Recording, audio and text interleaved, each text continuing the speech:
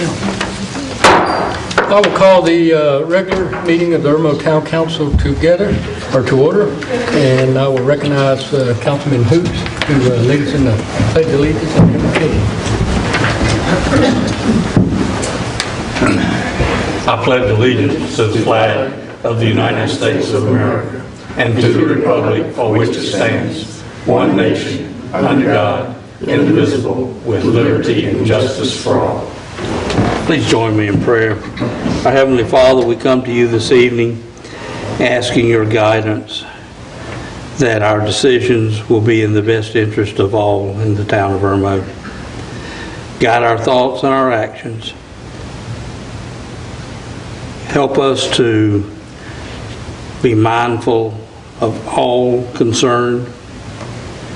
Lord, we ask you to also cast a blessing on our armed forces that are in foreign lands, protecting our right to join together as we have this evening.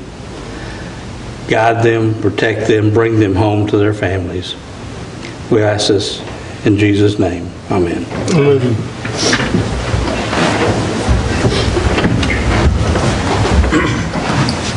Next item on the agenda is the reading of the minutes for January 15th. Is there a motion for approval? So moved. Second. And any comments or discussion? One thing I wanted to denote on section B under new business, approval to extend the contract for orchestra administrator. It stated in there in the first sentence that I had suggested the deferral due to there not being a quorum. I went back and read, or not read, but watched that, because there actually was a quorum. What I had said was since there were 4 present and one was recusing, we still needed a majority of 3 to pass it. And I wasn't sure if that was going to pass or not, and that's why I was asking for it to be deferred until full council could be here, because we still had a quorum, because four actually were here at the meeting. You might just check that. And no, Barry wasn't here. Yeah, but there were still 4 here without Barry. Harvey couldn't vote. Yeah, but he still counted as president because he's at president, so there's still a quorum. 3 of us that couldn't vote. Yeah. And because there was only 3 that could vote, it still needed 3 to pass because 4 were present. So and it may not, but just check that, because I think that was, and I think that was it. Well, I don't quite understand that, but anyway, is that in Robert's rule, that quorum thing? Well, because it doesn't make any sense. If he's present at the beginning of the meeting, and you're saying you're counting him as being present for that vote, but he recused himself, then he's still present because he's in attendance. So I can recuse myself from any item I want to vote on? And according to, our town ordinance, for one, in the state law, which is our town ordinance comes from that, says that every council member must vote. If it's a local election, like our local body, such as the town council, county council, or school board, we're required by law to vote on every issue, whether we want to or not. The only ones that we can actually recuse ourselves from is if we have a financial economic interest in whatever it is we're voting on. And the law basically says that if you think you can't vote on something, you got to put it in writing, which is what Councilman Hoops did. And then the presiding officer basically says, yes, I agree with that, you can't. Or he can say, no, you still have to. But if it's a financial interest of your immediate family members, and I think the thing says if you have your immediate family members, your employer, your workplace, or whatever, if you have a financial interest in that vote, then you must recuse yourself. And those are basically the only thing that according to state law, that we can recuse ourselves on. Our ordinance and state law says that we must vote on everything unless state law says we can't. I understand it, but when he does that, though, that now you say you have, even though he has recused himself, it's still must count him. Yeah, because he is present at the thing. At the meeting. Once you show up at the meeting, like right now, and we're counted as present unless we leave the meeting, not leave the podium. And technically, according to our town ordinance and you can't even leave the meeting without permission, and the presiding officer can say no and still count you present. The reason for that is, let's just say something came up that two people could recuse themselves technically, legally, for whatever reason. They had a financial interest in something. If you didn't count them as present, and say 3 were only there, then a majority of 2 would be all that needed to pass, and you would be changing the vote, influencing the vote by your recusal. But since it doesn't, then you can't influence the vote or change the vote by your recusal. Okay, since so you're still counted present. all right, I don't want to beat the dead horse, but listen, let me give you a quick example. This Rose Oaks bond issue. If I said I don't want to vote on this, I want to recuse myself in this vote on the Rose Oaks issue because I own a house that they built for me. Okay? So now I've recused myself. Well, So now we're going to vote for the... I don't think you could recuse yourself because you own the house in there. If you didn't have a financial interest in that bond itself, if you were one of the partners or something like that, then you could recuse yourself. But just owning, it's the same thing if we vote for a sidewalk to go down our street. We can vote on the sidewalk going down our street even if it affects our property because it's affecting everybody, not just ours. You'd have to have an interest in Rose Oaks LLC not to vote. Not to vote. If I bought a house, am I got interest in it? No. Well, not in their LLC. Not then. You just If live in contributed Orchard. to it. Yeah. Marty, do you suggest that I just put Mayor King's suggested deferral for this item and then delete the other? Yeah, I mean, basically, because what the thing said that, since Mr. Walker wasn't here, we had 4 people present, and it still requires 3 to pass. And I knew didn't, what that, and I didn't think, I wasn't going to vote for it, so I didn't think it would. and I knew what you meant. And I knew when Harvey recused himself, there wouldn't have been. Yeah. I mean, so just delete the rest of that. Yeah. If that Yeah. you want. Is that okay? Yeah, that'd be fine.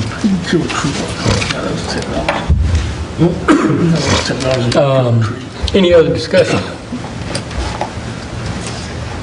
All in favor of the minutes as amended, do so with show of hands. And administrative briefing. Mr. Brown, do you have anything you wanted to add to the administrative briefing? Just 2 things. One's a reminder, next Wednesday is the Legislative Action Day downtown Area, for those of you that are attending. Still haven't heard back from Senator Cromer for that evening, but we've got the other 3 that are going to be there.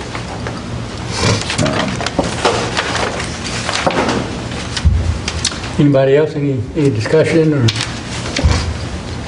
And the only thing I wanted to comment on too is under C, new business, transfer of the 11,550, which we'll discuss that. Okay. There are other things that money can be used for other than those listed here, but that's basically but you can use it also to buy land. You can also use it to buy bicycle pass. You mean ABC money? Yeah. Okay. It is very restricted. In our town, there's probably very limited stuff other than the festival or actually improving or buying land. And you can buy the land for, say, bicycle pass, or you can buy it for some kind of, I won't call it wetland, but scenic easements where you just set this land aside and don't do anything with it. And you can also use it to enhance the property that you own as far as parks. You can't build anything here at Town Hall, and you can't, you can use it to do We'll historic discuss buildings. that when we get to it. Yeah, but I just wanted it, because there was only 3 or 4 things listed there, and that's only part of it. Anything else? Next item is receipt of communication, and the first item is item A, report of the 2012 Oaks Strut Festival financials, Robert Millhouse, and I don't see him here. We had asked him to do an audit for the town on the orchestra itself, the 2012 orchestra, and he did a report. And typically when he does those reports, he will come to the town like when he does our annual audit, and at this moment during receipt of communications, he will present that report and go over and give us the lowdown on it, and then if we have any questions, we can ask him of that. He is somewhere else, and not here, so he's unable to answer any questions that we may have. We could We ask asked him him. to come? Yeah. And we could ask him to come back, but I think before we do, we'd have to find out if he's going to charge us for that or not. But I wanted it on there so that if he wanted to show up, he could. And at the same time, if Susan or Kirk or anybody wants to make a statement or anything as to any of that part, then I think that would be a good time for them to do that if they chose to. If not, that's understandable too. I don't see Kirk here. But I don't know if y'all had any questions on it. We got it on the agenda for discussion, but I did feel like we still need to stick what we've always done and just put it on here, let Millhouse come and explain it, and like I said, if we got questions and want him to come back, we can ask him to do that. But based on what I've seen on some other stuff, it sounds like he'd probably charge us to be here anyway. I can bet you he will. Yeah.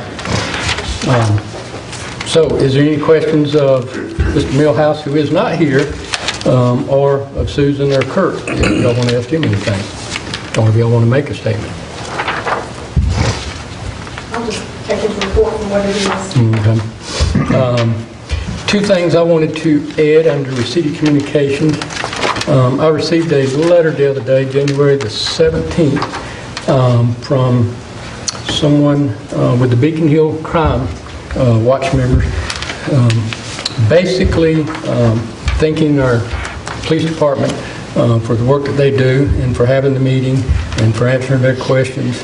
And it just says we would like for you to pass along our appreciation to Chief Buck and each and every one of our Irmo Town police officers for their work. So I wanted to let you know.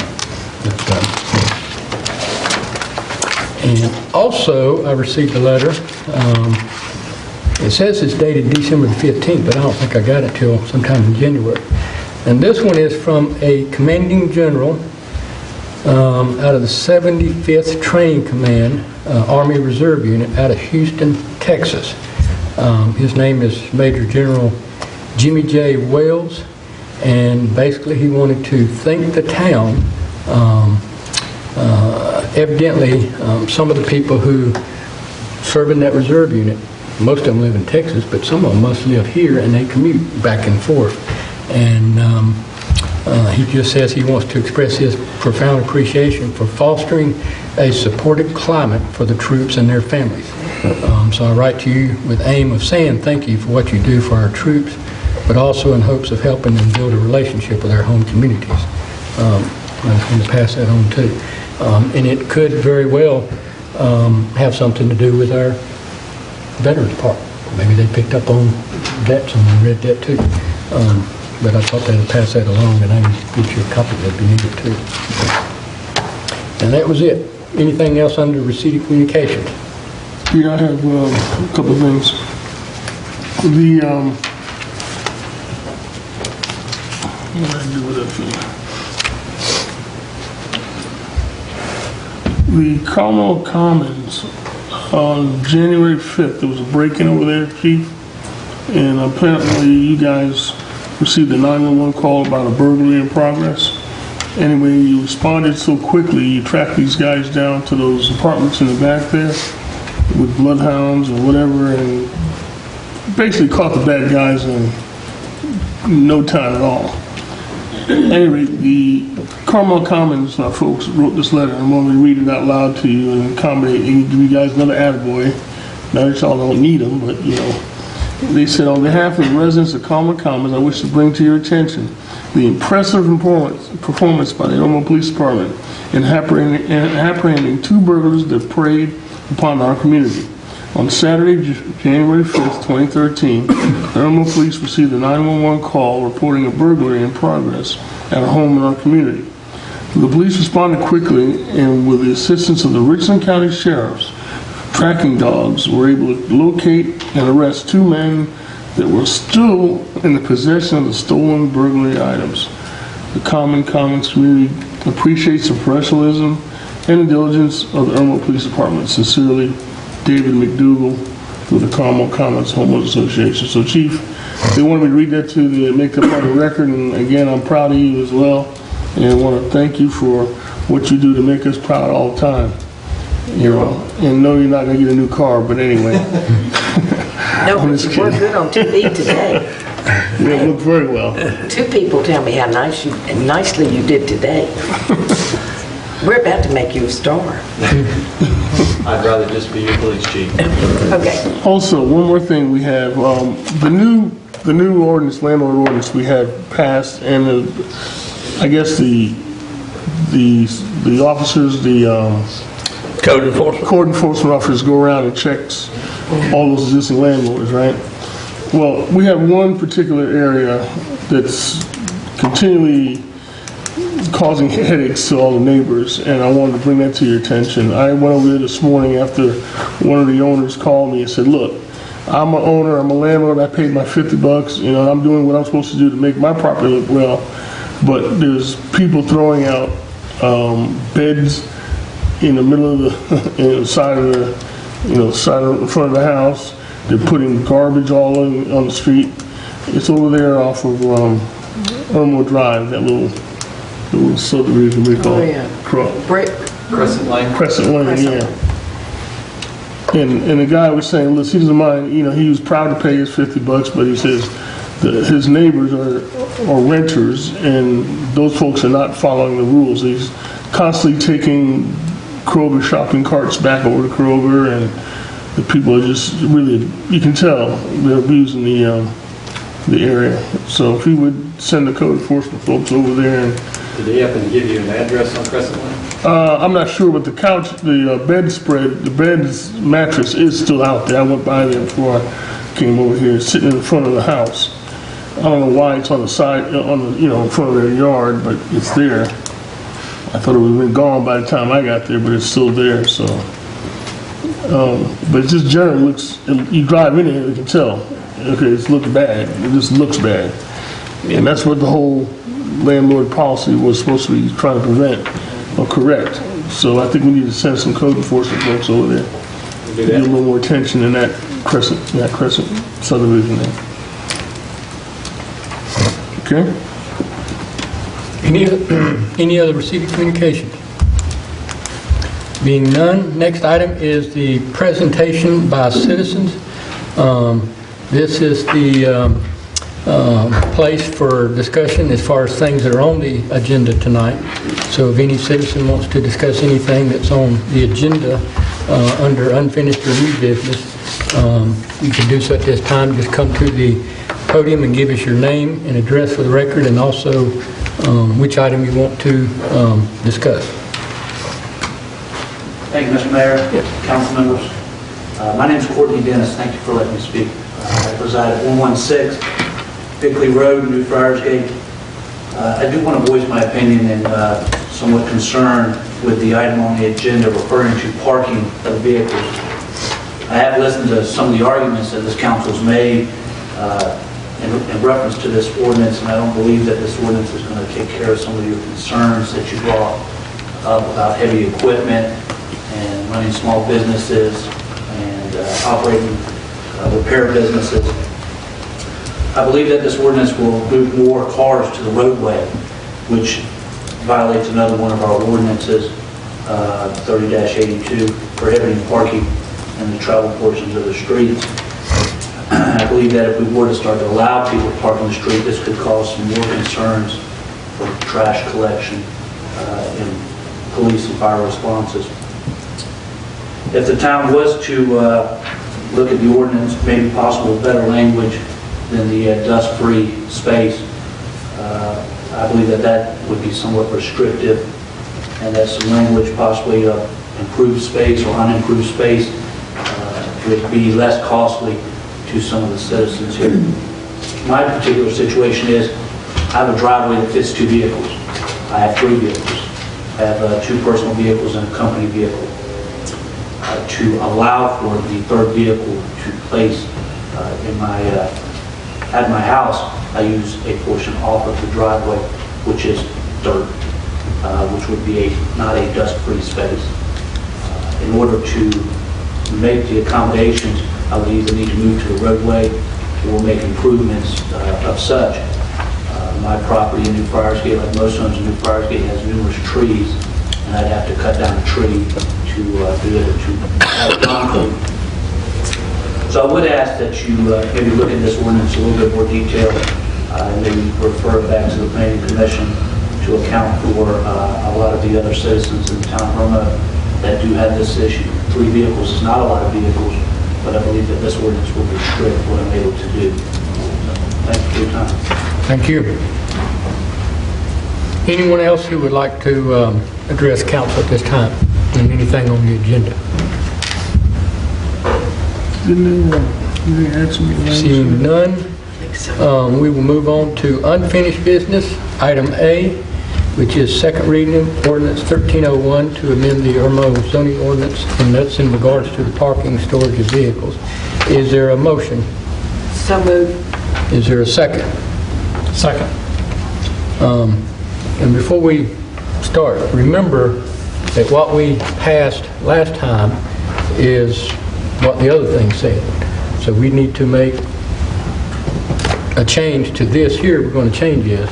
But what's on the table as far as second reading is the other thing that we did last time. And I don't know if anybody has that. Yeah, I'm going on this one. So the one that we amended last time? Yeah, and basically I think it ended up, and I'm not 100% sure, but it basically said vehicles parked within the required front yard must be located on a designated driveway. For the purpose of this section, the driveway is defined as a paved access strip of land providing a vehicular connector between the public right-of-way of the street and the parking space or garage. That was the one that we did last time. The one that you passed last time, you took out. We took out unpaid. Unpaid. And kind of left everything. Unpaid. That was the, Yeah. Okay. that now you're taking all of that out and adding. Yeah. Or we'd have to make an amendment to add all Correct. of this. So which one are we voting on? Well, we just made a second reading on this one, Yeah. and then if we want to change to that one, we'll have to amend to this here, or whatever parts we want to amend. I'd make a motion that we substitute the, let me get the number right here.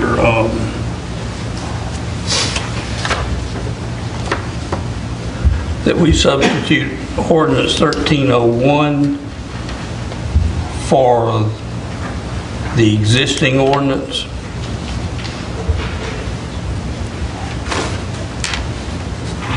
Would that take care of it, Madam Clerk? Motion to amend to substitute ordinance 1301. For the one that we read at first reading? Well, that's what we're on right now, is that one, The 1301. yeah.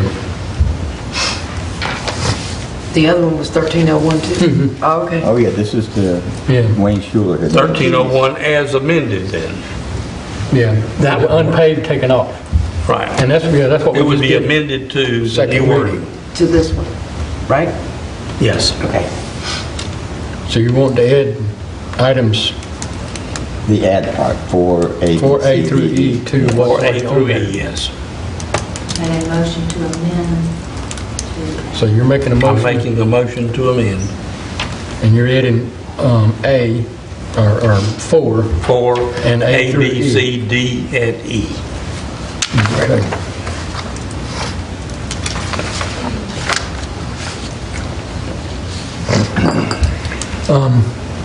Or is there a second? Second. Let's see.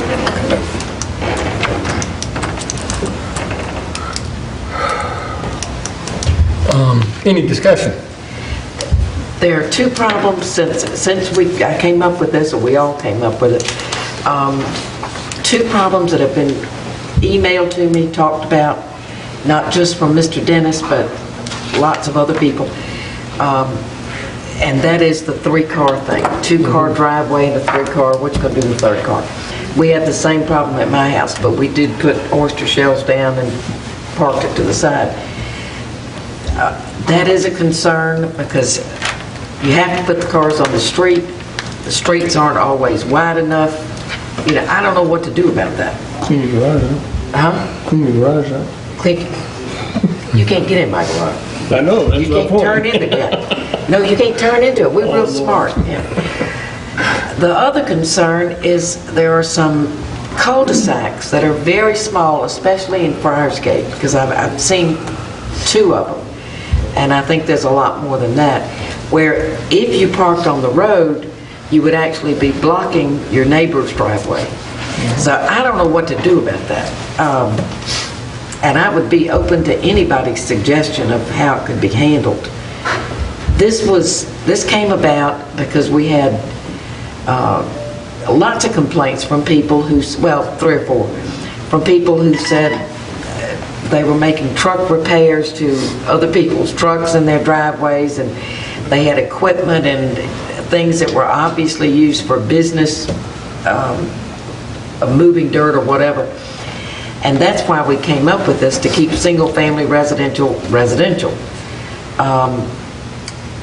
But the cul-de-sac and the third car problem, I'm not sure what we ought to do about it, because it exists, and I would hate for somebody to spend money on oyster shells or crush and run or whatever. I'm open for your ideas. Tell me what you think we ought to do. You know, I think one of the issues is, especially in New Friarsgate, there are many houses that do not have garages. Yeah. And the setback is because of the lot design, especially around cul-de-sacs. Yeah. The driveway is much shorter. We may need to get Mr. Schuler to look at it and see if something could be done about parking next to the driveway, you know, next to the, parallel to the driveway. The ones that I get the complaints about is somebody that just pulls up in the middle of the front yard and has done so long there are ruts there. It's a difference in parking next to your driveway, or in my case, there are 4 of us and we just have to shuffle cars around. But my driveway will handle 4 cars. And I don't have a garage. So, but maybe looking at parking next to it, like Mr. Dennis is talking about. I know his company car that he talks about has police on the side of it. But there's a lot of that. There is a lot of that. And I've been riding around looking as we've been working on this, and the ones that always seem objectionable are the ones that's parking in the middle of the yard. And there's a good reason sometimes to park in the middle of the yard if there's a handicap or, you know, someone very ill, something like that. But that's different. That's different, and that doesn't happen 7 days a week, 365 days a year. Got a lot of slack for that. Do we have an ordinance for parking on grass in front of your yard now? Except I for thought we the had something. Just for the rental. rental. Just for rental property. Oh, But now, just for the pod. we do, where is this here? Parking thing. 2 things I wanted to add or comment. I got a phone call, actually the first time we discussed this, not from somebody who knew about we were discussing it, but from somebody whose neighbor was told they couldn't park in their yard, and it was a rental home, the neighbor was. And they were wanting to know why. They said they had got a letter, and they were telling them, I can't do this, and you can't park in your yard either. That kind of conversation. Was that the rental thing? Well, the people that got the letter rented the home, and they were telling the people that lived in the home and owned the home that they couldn't park in their yard either because he didn't get the letter, so he called. Councilman Younger knows him, too. And they're an elderly couple, and they're, I'm not sure they have a handicap sticker on their van. I think they do, and I don't want to say their name but she is kind of Councilman Younger's really handicapped and also, I'll just say large. But because of that, she can't walk a long distance very far at all. In fact, her husband has to pull up to the church, let her out, and he pulls up, as we're talking about, to the front yard and lets her out. Now that's different. But yeah, right now, we don't have anything in here for that exception. which I think we'd need to add something need for a to, yeah. handicap. Well, that can come to the ZBA too for, Yeah, but I think we could just put something in that if they got a handicap sticker, and now, that's the thing, I don't know for sure they do, they may. I think they do, but I just can't remember looking at it and seeing it. Which is something I think we need to address. Yeah. And two, if they've elderly, Yeah.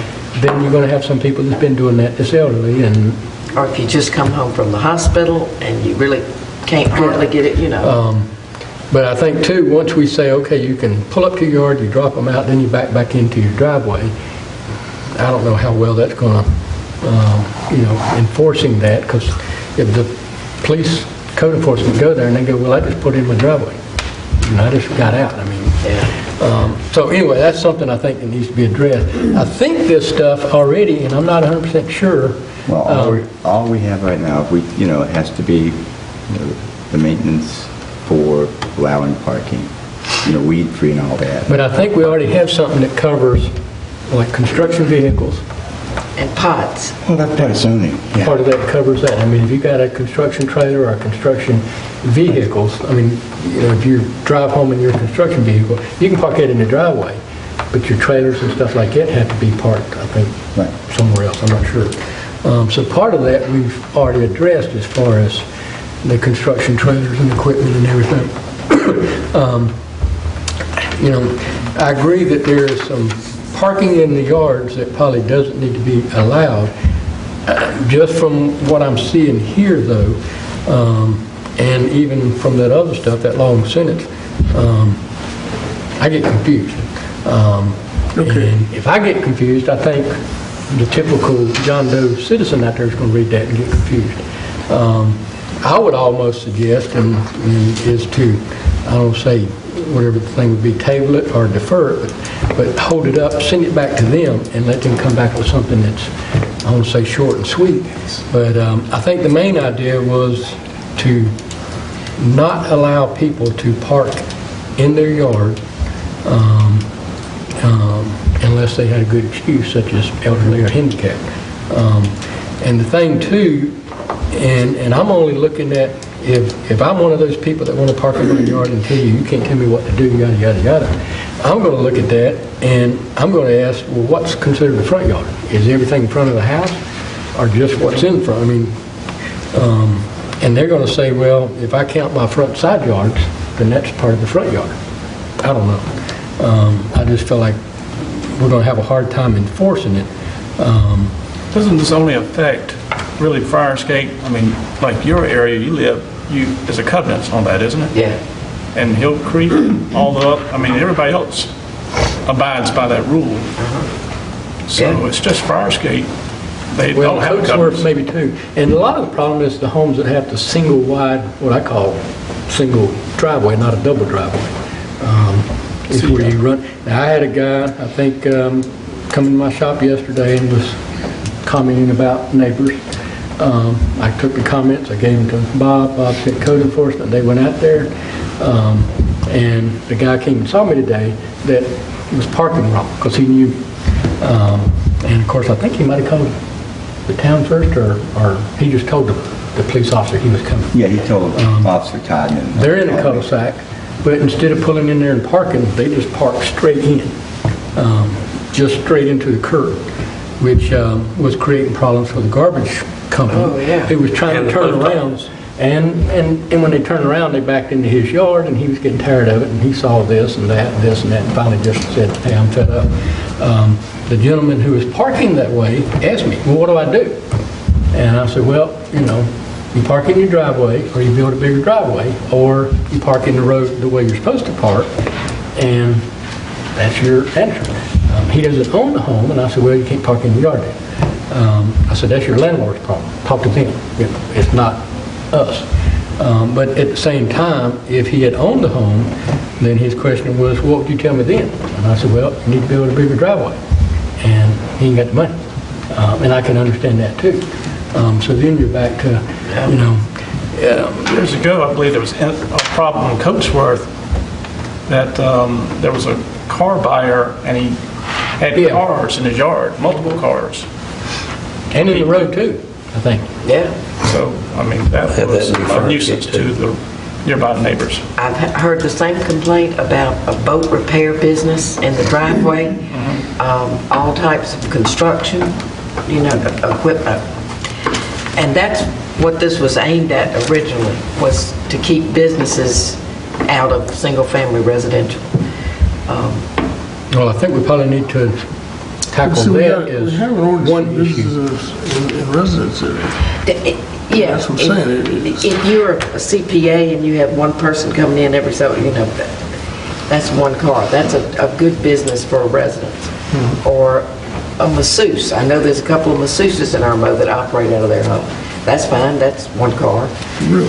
Yeah? You didn't know that? Oh, yeah. But some of these other businesses like boat repair and Or look air at the condi- corner of Chadford and Royal Tower. Yeah. Just ride by. Chadford Road. I'm not going to comment, just ride by.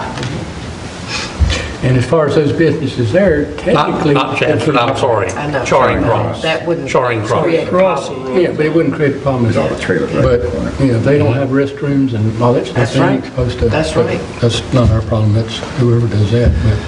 But, again, back to this, I think, Well, let's send it back to the planning commission or what's his name? Well, Wayne had worked on it because the Wayne. planning commission didn't want to Okay. mess with it. Their recommendation was, just don't let them park in the front yard, but they didn't want to give any more details. So that's why Wayne had to try to work these out to, I understand. detail what we will allow. Well, what's wrong with saying that? You just can't park in the front yard? I think you can if you, but at the same time, then somebody's going to question, Hard to enforce. what's the front yard, this yard, that Yeah, yard. we don't want to create a firestorm for the chief and his folks. Right. I think it's I'm needed. still willing to give it second reading Yeah. and send it back and ask the town administrator if you think you can convey our thoughts to Mr. Schuler and ask him to look at what other towns, we're not the only one, we can't be the only one that's had this problem. And massage it a little bit and come back to us with some possible alternatives.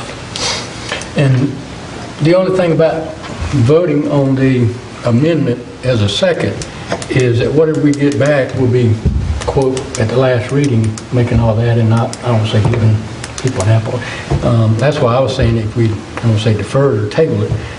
If the majority wants to defer, I'll agree to And that. then we could, I don't say start back over again, at least we'd have a second reading and a third reading on whatever comes back at that moment. I don't want to use the word start back over again. Right. I would agree to deferring second reading until we can get more Yeah, get refined. more, Yeah. let's- But I don't want to go back, scrap this thing and start over with first reading and then, I don't, because I think we have to consider all these things.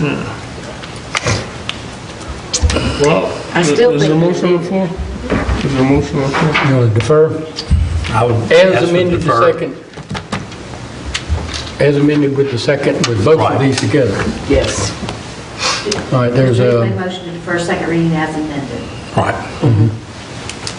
and now we're deferring, is there a second for, Sheehan has a real serious problem. Yeah. I'll second. Houses, 10 students live Yeah.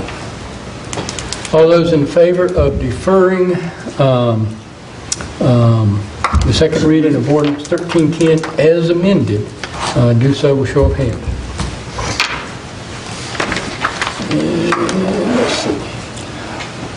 We'll work on it. I think we need it, but I don't know how to word it.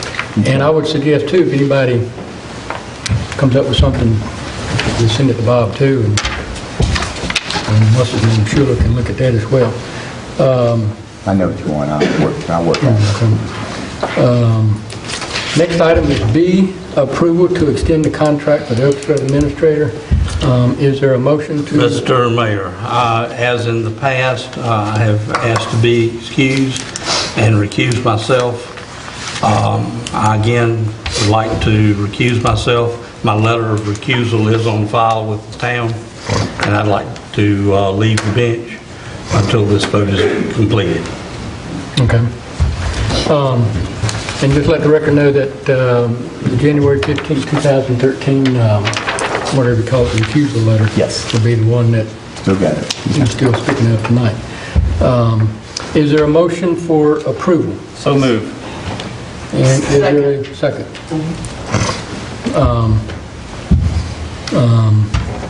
And let me state, just for the record too, even though Councilman Hoots has recused himself and removed himself, he's still counted as present. There's still 4, and you still need 3, which I think has got 3, but just so everybody understands. Any discussion?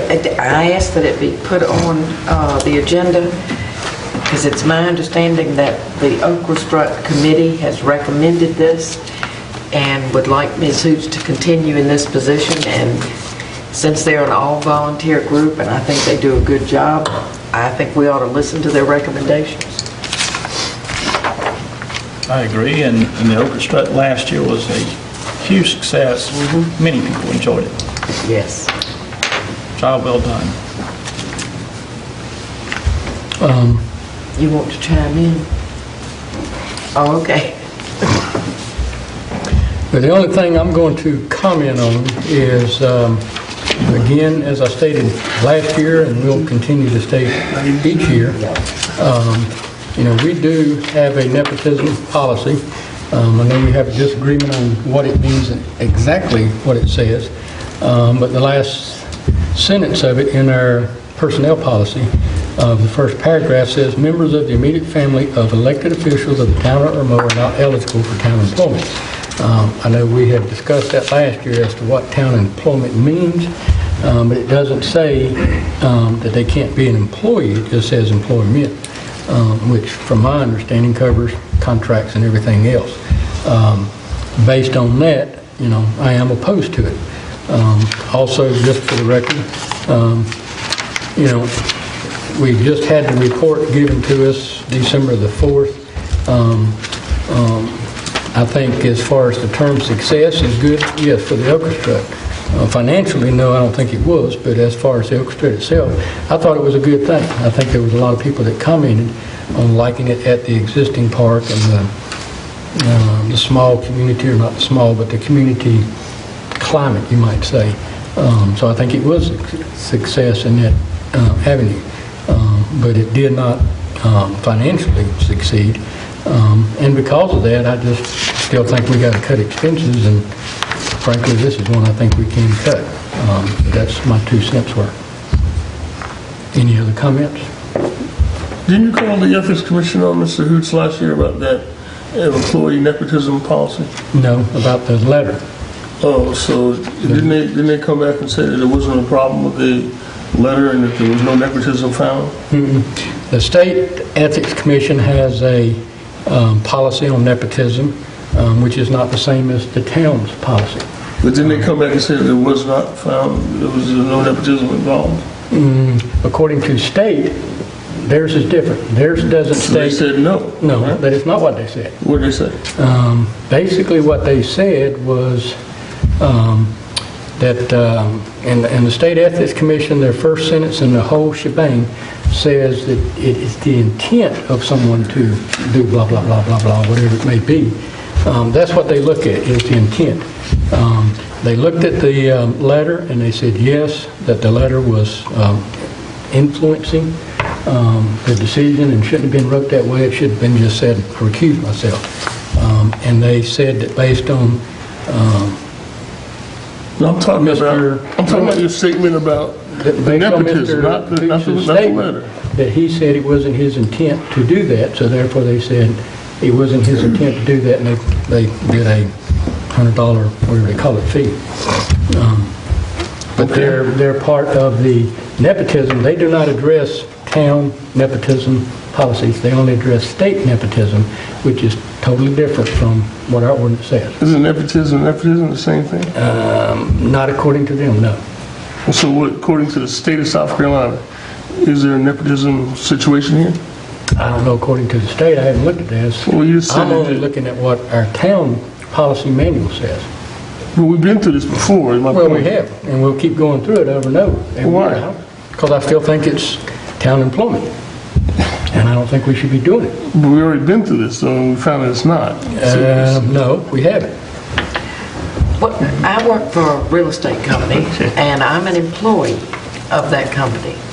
But the other 38 people in that office are independent contractors who are not employees and they don't go by any manual the way I do. They're totally independent.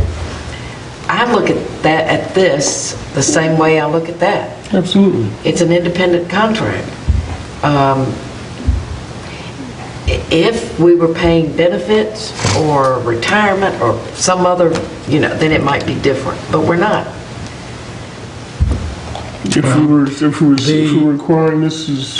Attorney who wrote this years ago Yeah, I know. disagrees. He says he wrote it that way to cover everything, and it shouldn't be done whatsoever anyway. It doesn't matter whether you're 1099, a W-2, whatever, it doesn't matter. That's the way it was written, so that we would not be doing this, because there's consequences for that, and this is a way of avoiding them by not doing it.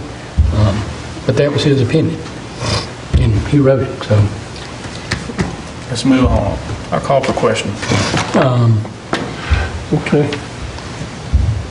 So any other discussion? Not a question to call. Well, the question hasn't been called. The question has to be recognized first, and it hasn't been because you were still speaking. So I'm going to let you Well, I'll finish call if for you a got question, anything. okay? That's fine.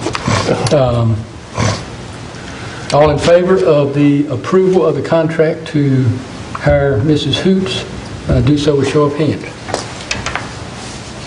And all opposed? Next item on the agenda is the new business approval to release the bond of Rose Oaks. Is there a motion for that? So moved. And is there a second? Second. And any discussion? Bob, do you want to?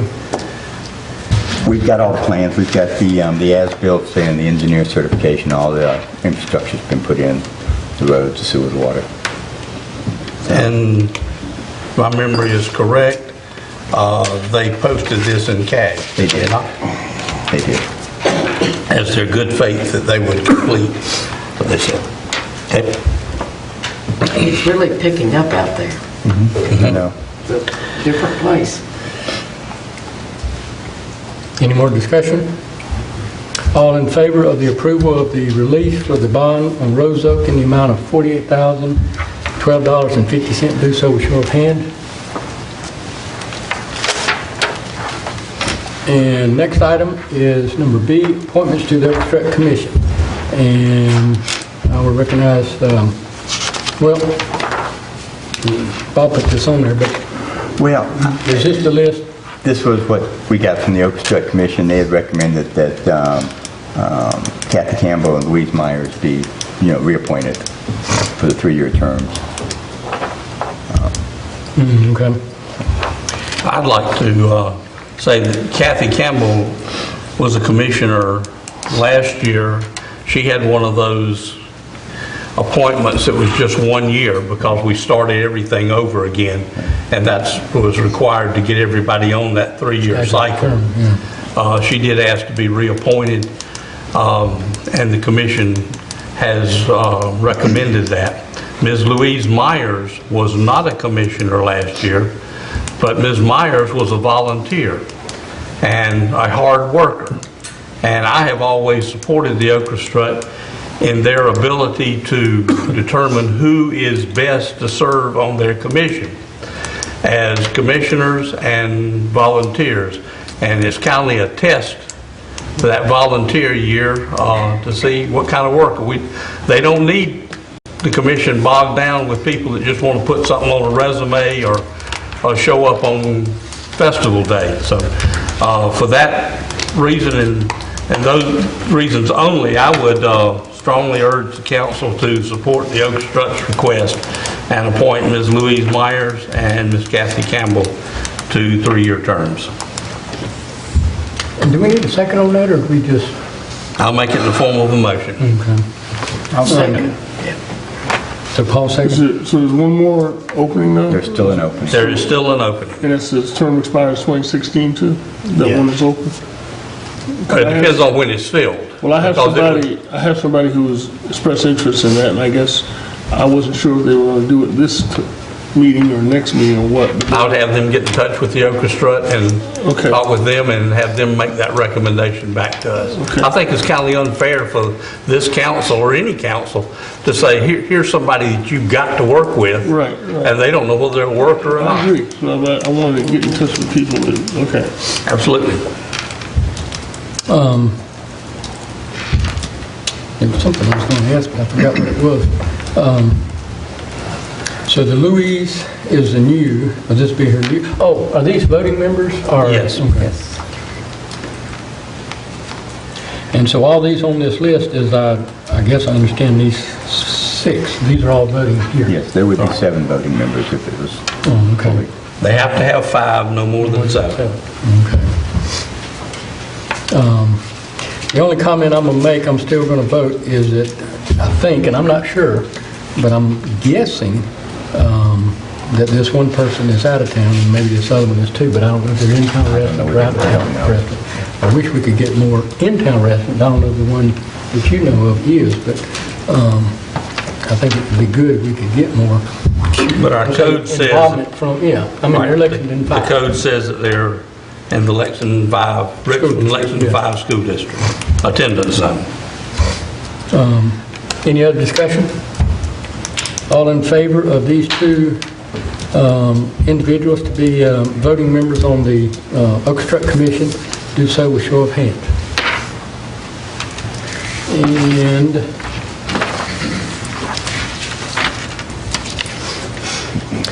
next item is item C, transfer of the $11,550 from the ABC fund to the Orchestra fund. Is there a motion for that? So moved. And a second. Second. Any discussion? I understand that the reason we received this money is because of the orchestra, and I think it's appropriate that we give it back, that it be used for that. I know there are other things we could use it for, and maybe we ought to decide this every year, I don't know, every 2 years or whatever, in case something else comes up that it could be used for, but for right now, I think it's appropriate to give it to the orchestra. I think that you're absolutely correct. There are other things that it could be used for. They've not been brought to council, and council voted to accept those. They could do that. The big issue is we had a larger sum than this that got set in the account over and over and over again, and the auditor kept telling us we needed to move it to the orchestra, and it wasn't done. And last year he made that emphatic statement that it needed to be done, and we did. So this is actually 2 years here. If somebody else has something else that fits into the criteria, as the mayor mentioned earlier, bring it to council, we'll vote on it. But nothing has been, so let's don't create problems for our auditor and leave it sitting over there and have him insist that we move it at a later date. Well, the auditor shouldn't be insisting that we do anything with our money. Well, he can do that, or he can write us up for it No. and give us a bad That money can be recommendation. held. It doesn't say we have to spend it. It can be held. The money comes from the state alcohol tax because of the beer license, liquor license, and that's our portion of it. We can either put it towards those uses that they designate. It does come with a list of strings, so to speak. You can only put it here and there. You can't put it in general fund, and you can't spend it on maintenance of buildings and that kind of stuff there. But it has to be spent, and for places that may not have anywhere to spend it, quote, they can hold it until they get enough that they want to buy, say, a large tract of land or something. So it can be held. But I agree, if there's other alternatives and somebody comes up with something, fine. If they don't, then we can put it here. The only disagreement I have with it is that, we are building looks like $1 million park, so to speak. We did just build a veterans park, and there's probably some areas over there that haven't been completed, the gazebo or whatever. And even the park now, we could apply that money towards any of that stuff. $11,500 won't go a long way towards some of those things, but it still could be designated towards the construction of that park. And that's the only thing to me would be, to be a better use for it is to put it towards the construction of that park. But it is what the majority of council agrees to do with it, because it's sitting there and can be spent on something, or can it be saved until... So what do you want to do with it? I mean, my idea would be give it to the cost of the town park to help offset that money there. But, The park that you voted against? yeah, Okay. I mean, I'd see that as a better use of it. But, any other discussion? All in favor of the transfer of the $11,550 from the ABC fund to the Orchestra fund, do so with show of hands. And all opposed?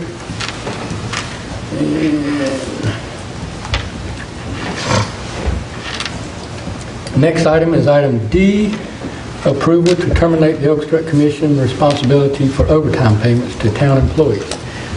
Is there a motion? So moved.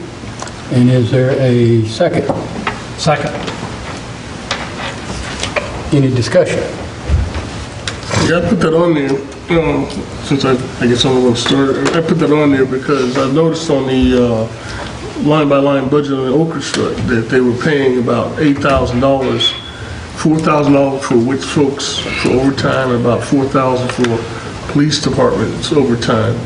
And I thought that since that's a town event, I mean, the orchestra is the town of Irmo's event, that we could switch that over from overtime from being an obligation of the orchestra from their side of the budget and put it back on our side of the town budget and have it part of our regular budget proceedings. We always go through that anyway in a couple of months and just factor that in as a part of our regular, course of business. I don't think we need to be nickel and dime in the orchestra for every little thing like that, especially of an event that's geared towards the good and welfare of the town, and it does such a great job of promoting our town. Putting that saddle around them saying, well, y'all need to change any overtime expense, y'all need to come out your coffers with that. We can certainly absorb that as a town of Irmo event and absorb that expense as a town of Irmo expense. So that's why I put it on there to do it from their column into our column. How long has that been the practice of doing that? Oh, it's in our, you mean how long have they been reimbursing it? Yes. As long as I've been here. I mean, it's in our budget. It's in the police and wit's budget right now to pay them overtime, and then the orchestra reimburses them for it. How long has it been that Orchestra's been reimbursing? As long as I can remember, at least 15 years. As long as I've known of it. It was changed when Andy Blackwell was chief. So how can they make money doing that? Well, they could charge $1. They can get more sponsorships. I mean, there's a lot of ways, in my mind, that they can overcome the deficit. Doing a financial audit change just to make it look like they're making money. I mean, whatever it costs to put it on, right now, they're basically paying it, so to speak. And they are reimbursing the town, and from my understanding, they don't really reimburse the town for everything the town does, just the overtime, because there's so many hours that staff would put into it, and even Kim's books and record keeping that aren't allocated, that we as a town already do pay for. I just think it's better to keep it associated with that, and then you know a true cost of what it costs to put the thing on, and you account for it in a better way. Well, if I agree with it, if it was not our function, if it was not our event, if the orchestra was a part of the chamber or if it was part of another group, yeah, it reimburse the town for the expense. But this is our event. This is not like something that we have to farm out to somebody else, and that's why I'm saying, why do we penalize them and make them reimburse the town for something we normally, in the course of business, do anyway? We have it already in the budget for overtime. I don't know how much Whit puts in his budget for overtime, but I'm sure with this budget session we'll put some in there. we already got it on the town side of the budget equation. Let's leave it on the town side, let's not take it away from the Okeechobee side of the town equation. So they don't, when they go to doing their books, they don't say, okay, well, now we got to pay $8,000 for overtime, and it may affect our bottom line, it may not affect it, I don't know. Well, the only thing We you can certainly absorb do that as a town. and technically what you're doing now is charging the general fund, the taxpayer of the town, $8,000 out of what could be spent, say, for a tax-paying citizen somewhere else, for something that could be coming out of the Okeechobee account and paid for out of there, which is what it's incurred for. Yeah, but technically, this is a town of Irmo event, and yeah, we're paying for the overtime and the extra expense from which people to help with that event, town event. That's part of the town event. Town budget. Yeah, this is, you live in Irmo, we do an orchestra event, and part of our orchestra budgeting is that we have some overtime that we have to pay. Well, then, why don't we pay the Okeechobee administrator fee out of the town? That's a town event, why don't we pay that one? And take the other expenses as well and pay them all out of the town? What do you mean pay out of town? Why don't we just move all those expenses over to the general fund and pay them out of that, since it's a town function as opposed to a separate function? Why don't we just pay all the expenses? Not just these, but all of them. And the You want town, to make that motion? Go ahead. the Okeechobee administrator as well. Pay them all. Make that motion. I'm just asking you, why wouldn't we do them all? Why are we picking out only a few instead of all of them? Because the overtime for the police and WITS people is something directly related to the orchestra that I think the town can certainly absorb rather.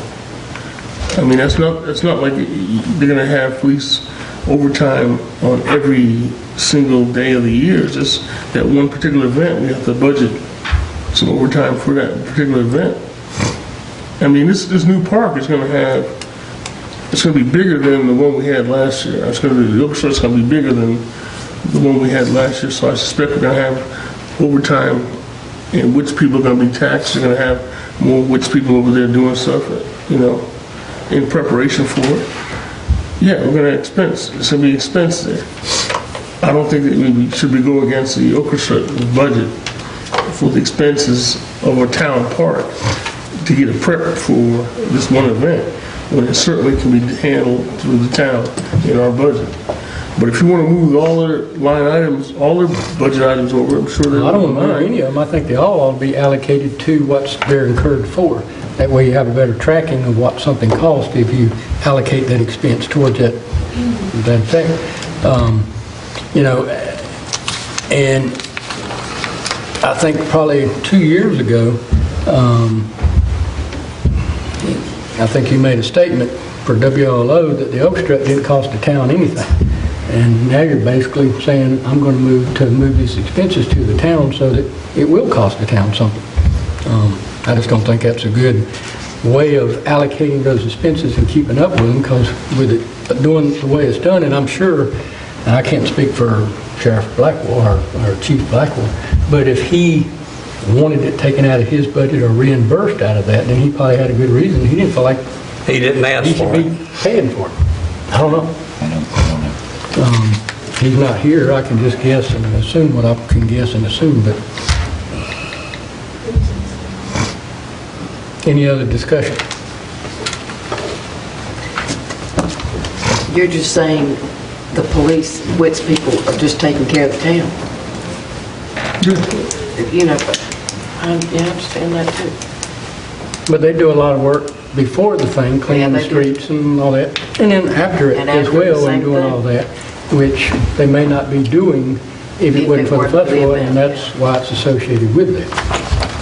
And then you have a better tracking.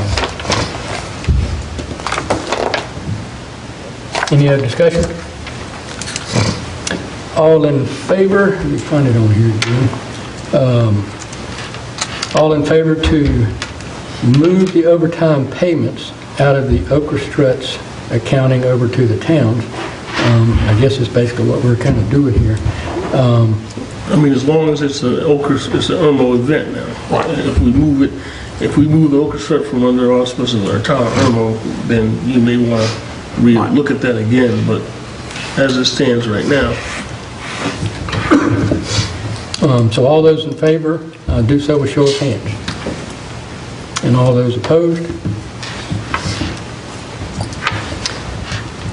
Next item is discussion of the 2012 orchestra financial reports from Robert Millhouse, and I asked this to be on the agenda just so, and you know, we had trying to find that thing. Mr. Millhouse do us a report to kind of see exactly whether the town's records or the orchestra records were correct. The orchestra had gave us a report back on December the 4th, and at that report, I think their bottom dollar on the bottom page was they had lost $9,000, but they had received $15,500, so to speak, in more sponsorships, so that they had actually ended up with a net $7,000 gain. As I did last year, I talked to Bob about getting the reports run from the town, and based on that, what was shown was about a $20,000 loss. I think there was about $95,000 worth of revenue and about $115,000 worth of expenses. I think the thing that Mr. Millhouse did showed roughly $115,000 worth of expenses, which is what the town did, and I think his showed about $92,000 worth of revenue, but it didn't take into effect the $2,500 that would be coming, maybe hadn't came yet, but would be coming from Lexington County. So with those two added together, you actually had $95,000 worth of expense or worth of revenue. You know, his statement here,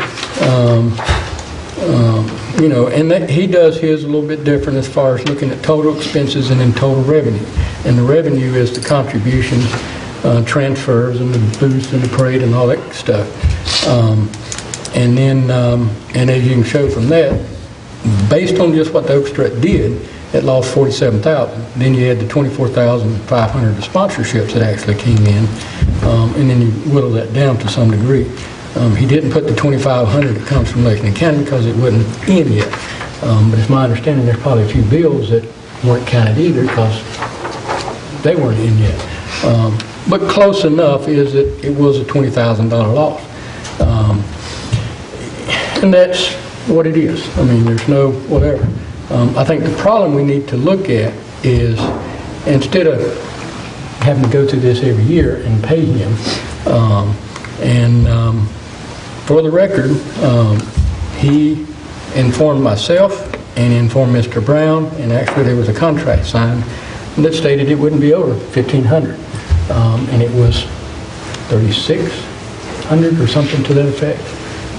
Excuse me? Yeah. I think it's what he actually charged, $3,600. Wait a minute, say it again? You said that $1,500 is what he charged, or he contracted for. What he contracted for.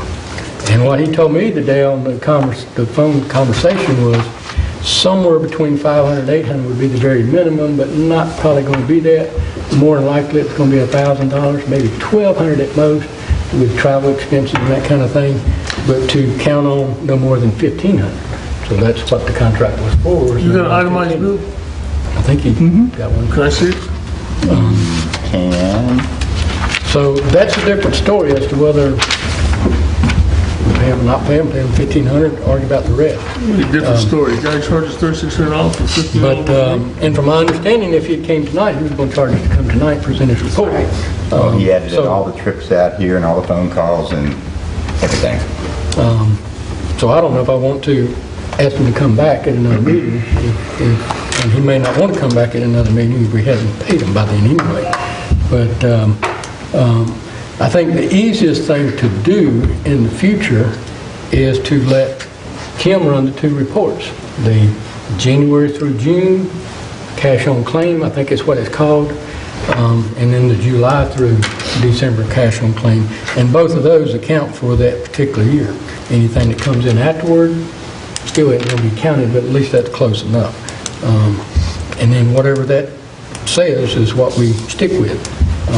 And then we'll kind of have a better idea of what the orchestra did, instead of getting into what their report says and what the town says, and then arguing about whether I can count, or they can count, or he can count, or who can count, and then paying somebody to come in and tell us basically the same thing, which is $20,000. You had a $175 telephone call with this guy? I didn't. It says right here, 1 hour telephone call with the mayor, $175. I didn't get no money of that. So, I don't know.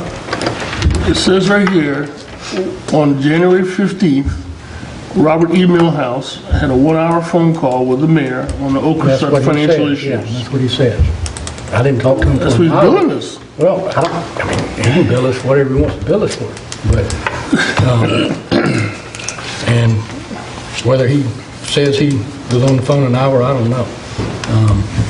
All I'm saying is he told us $1,500, and that's what he signed for.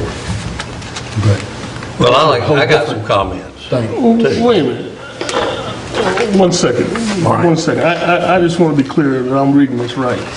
This is an estimate of $3,400 or $3,600 that we need to pay Mr. Millhouse for This piece of paper. this piece of paper that nobody asked for, or you said nobody requested. You just asked for it to be looked at. No, we agreed the night, at least whatever night it was, whatever day it was, January the 15th. And then I think Bob, you called Kathy and Harvey that morning too, and they both agreed yes. No, sir, I did not. No, they had said in the council meeting that they would have liked to have seen one or something. I mean, there was Look at it. the conversation, but I mean, there was still never anything directed to do Well, council. I went back and I looked at the tape over and over again, and at no time did I agree, at no time was a motion made. We were informed by the town administrator that we were already over budget in that line item, and no time did we discuss making a budget amendment to allow that. I think that's a decision you made, and you made on your own. Nope. And I know that you argued with the town administrator about that. I did. Because we did. And I think you're responsible for the bill. I don't, I'm not going to pay it either. We, as a town, sit in here and discussed that. There was 4 of us here. I think at one point, and I can find the minutes, because I did watch it myself multiple times, Kathy made the comment too, that she felt like, yes, we needed to have I think your thing was sit down with them. You also made the comment that you'd like to see the results as well. That's what you said. And when I had a conversation with Mr. Brown that morning, and I said, well, I'll be by there. We can pick up the phone, we can call them, we can ask them again, and we can clarify. When I got there, Mr. Brown said he had already spoke to them, and they said, go ahead and do it. No, that's not true. No, that's what you said. That's not true. Yes. I've got the email that you told me that council directed it. We had 2 And I came in there emails. that morning to discuss it, and I said, we'll get them on the phone. We And had when the phone call. I got there, the first thing you said was, we don't need to do this. I've already talked to them, and they said they agree. I believe you're mistaken. Well, I'm not. And then you signed the contract, and that's what he said, $1,500. Signed the contract, said not to exceed $1,500. That's correct. So who made the motion to, It doesn't require a motion. This is in To his, spend money doesn't require a motion? it's in his authority up to $5,000. All we got to do is a budget amendment, which we can do those at the end of the year. No, it doesn't. No, we never do budget amendments prior to, we do them before we spend the money. No, we do them at the end of the No. year, all at one time. No, there's Yes, 2 we have different in the amendments. past. No, you're mistaken, Mr. Mayor. We do budget amendments when we spend money at the council meeting, and all that reported at the end of the year is just to balance the books for the auditor. That's just to verify everything we've done all The year. last couple of years, before we finish the budget, we've always done a budget amendment. That's not the same Allocate budget everything. amendment as what we do when we actually do a contract and council says, let's do whatever. And I told you on the phone and in the email, I don't have the authority to do a contract, no matter what the spending is. I don't know about that. All I know is when I walked in there, I said, "You need to call them," and you said it's already taken care of, we don't need to. Any other time, Mr. Mayor, you don't want anything discussed if it's not on the agenda or voted on. That's But why yet this was one's on the okay. agenda instead of doing a polling over the phone. That's why it was on the agenda, so it'd be a public discussion instead of a No, poll. the mayor, if you look at the minutes to the meeting, which we approved here just a few minutes ago, it clearly states that the town administrator said that he would add it to this agenda. He would add the budget amendment to this agenda. No, There was no discussion about adding this to the agenda to discuss again. It was a budget amendment that we would be adding to there. And I told him, fine, if he wanted to do that, he could do that. And I watched the tape myself. In fact, I got the minutes wrote down where you made your comment, Kathy made hers, and I don't think there's any discussion. I've also seen an email where it says, Mr. Younger asked about the call. It is nowhere on that minute, nowhere in that discussion, on the tape, nowhere. Now, he may have done it after the meeting, but not during the meeting. I said it during the meeting. It's nowhere on the tape. He said, and Bob replied, and said, I'll check out what it will cost. Correct, that's what the discussion was, and I said I would call Mr. Millhouse the next day. So how do we get from our... but that was find out what it before you, costs? before the mayor had run up the $175 bill. That call was earlier in the day or the day before. Yeah. Correct. And I don't know that we even knew he was charging $175 for a phone call. He didn't state that during the conversation, he didn't state it any time. He's a CPA. His CPA is like an attorney. When you pick up telephone, the clock starts running. When I call mine, I get a bill. That's right. Right. But I think We're on item contact E. him Yeah, that but we discusses were all of that, yeah. We're on item E at this point, and I have a problem with your rendition of what Mr. Millhouse said. I know that you're looking at the front page where it shows $22,820.91 as what you're calling a loss. But you fail to, you go into great detail about those things, but you fail to talk about any of the other things that he said here about where they found the differences, and that it comes down to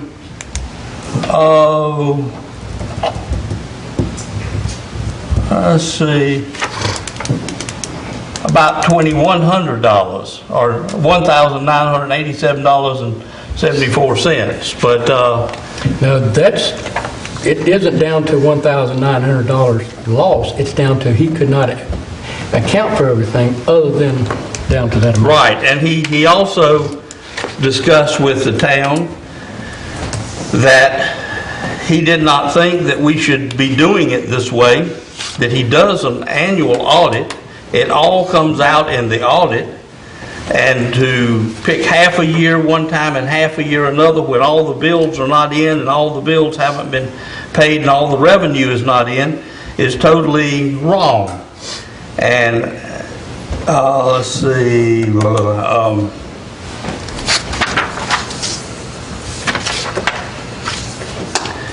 so, you know, at the request of the auditor, you know, I would say that the town should do just like you said and run all the numbers. The Orchestra should never come to us with financials. They should be telling us what they've done as far as a festival, any problems that they've had that they need our assistance with. But the financials should all come from the town, because there is never going to be a time when the Orchestra Festival and the town's numbers are going to jive, because the Orchestra Festival does not have the list of all the things that the town pays. Well, So those numbers are Always never be going that to way. amount. They're never going to coincide. No, they're never, and the auditor tells us that over and over and over again. Well, I will agree we need to let our people do the books here. We need to figure out which report to do, either the cash on claim, and even this comment that he's got in here about $11,000 says netting an initial difference of $11,185. That figure came off the financial summary, which only covered from July to December. It did not cover $12,000 worth of expenses that were incurred in the first 6 months of the year. Of that $12,165 of expenses, $7,000 of it went to the administrator, the Oak Street administrator. About $3,700 went to the deposits, the down payment, whatever you call it, on the bands, and then some of it went to a few But other see, items. you go in there and he's doing an audit for 12 months, and you go in there and want to pick half of one year and half of another year. I took the whole year. And he states right here, the took- differences were resolved within a net amount of $1,785. The difference was You it can was put any numbers you want to put on it. $20,000 loss. You're They wrong. claimed there was a $7,000. You're wrong. And it's not wrong. Right there it says it, $22,820 deficit. That's all the expenses and all the revenue excluding. But then he goes on to explain where the other revenue No, is. the only thing he explained is And he says that it comes down to and I'm quoting,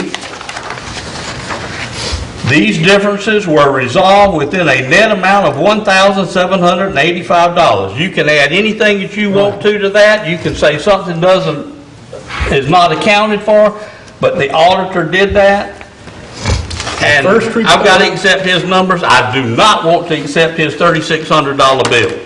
The first report that we were given from the Oak Street chairman said that they had $28,200 worth of sponsorships on there. And I agree that was wrong, Wait, and that that's the right. Oakerstrut administrator should never do that again. The Oakerstrut chairman should never do that again, and that is endorsed by the town auditor. And I agree, we should have been doing it differently. But the point of what he was saying is $28,200 worth of sponsorships plus the 15 made 43. Yes, they accounted for it when they came back and said, oh, we didn't get all those sponsorships. That's what he's saying on that back page is they accounted for where that difference was in all those mistakes. On their report, they said they had $110,000 worth of expenses. The town record showed $115,000. The little email that I sent out to everybody accounted for $4,000 of that just in errors. So it was accounted for already. It was still $95,000 worth of revenue, $115,000 worth of expenses. That's the bottom dollar.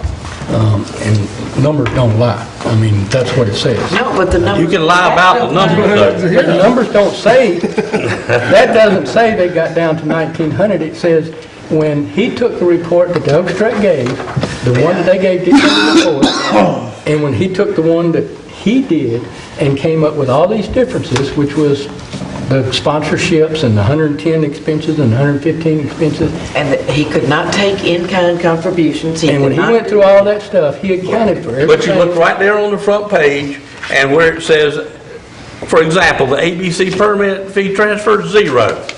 Yeah, No credit was given for any transfers. I understand what you're saying, and I understand what Oh, you're No, saying. that alcohol liability insurance hasn't got anything to do with the alcohol tax money. That has to do with Mr. the Mayor, insurance. Cost look us at the thing, $1,000. second one from the bottom. It says add, ABC permit fees transfer, 0. And that has nothing to do with the Oak Street. I know, your That has numbers to have do- nothing to do with it. That has to do with the account, but it doesn't have anything to do with the 2012. This was a discussion, I move that we move on. Well, it is a discussion, and I'm not through. You made some comments, and I'm going to address those comments as well. We don't need to go through this every year. It does need to not lose $20,000 a year either. It didn't. It didn't lose It 20,000 did though. lose $20,000. It did not. It did not. It had was meant to. $95,000 in expenses and revenue and 115 in expenses. That's a loss of $20,000. But We just paid $3,000. You got to add all the other You gotta add contributions to it. in The whole totality. tire, man. No, this back here, what he's accounting for there is when he said their report showed 110,000 worth of expenses and ours showed 115, he accounted for that stuff other than about 1,900 of it. The same thing that I sent out to y'all a couple weeks ago, I counted for everything different than 17. Ain't no about 1,900, it's exactly 1,785. Right. And the amount that he talked about of the ABCs that would be added to it, we increased that by $6,000 tonight. Well, Because that you check can came put all the in money after he you want finished. into, but when they do an audit on that particular festival, they're not going to count that alcohol money because it has nothing to do with the revenue and the expenses. They've counted it every year so far. No, They'll counted count on it his again. annual. They counted on the annual, but this is not what he That's was the doing only audit we deal with is the annual audit. Well, that wasn't what he was doing here in audit. I know, and he was doing something that wasn't approved. Now you take No, that, it was approved. That's what take we the asked for. $8,000 from the expense of overtime out of it, and you can make that number even bigger, right? No, you'd only go from 20,000 loss to 12,000 loss. Okay, so that's my point. It's not $22,000. Well, it's still a $12,000 Right. loss. It's not a $12,000. He's down to 12 now. If you Keep take talking, that 8 you'll be from on it, down. but, yeah. I mean, you can argue all you want to. There was 95,000 worth of revenue and 115,000 worth of expenses. And as far as any business I know of would consider that a loss. Maybe government calculating is different, I don't know, but it's still a loss. I think, as we mentioned, the best thing is to somehow or another figure out, we do the cash on claim, and you also have that financial summary. The reason Kim has to do both of them is she can't run one from January to December because of the way our auditing software is. So we have to run one from January through June, and then we have to run one. We've never done it before. We did it this year. No, she has to run it that way any year we ask for one. She cannot run it any different because of the software. Is that correct? That's correct.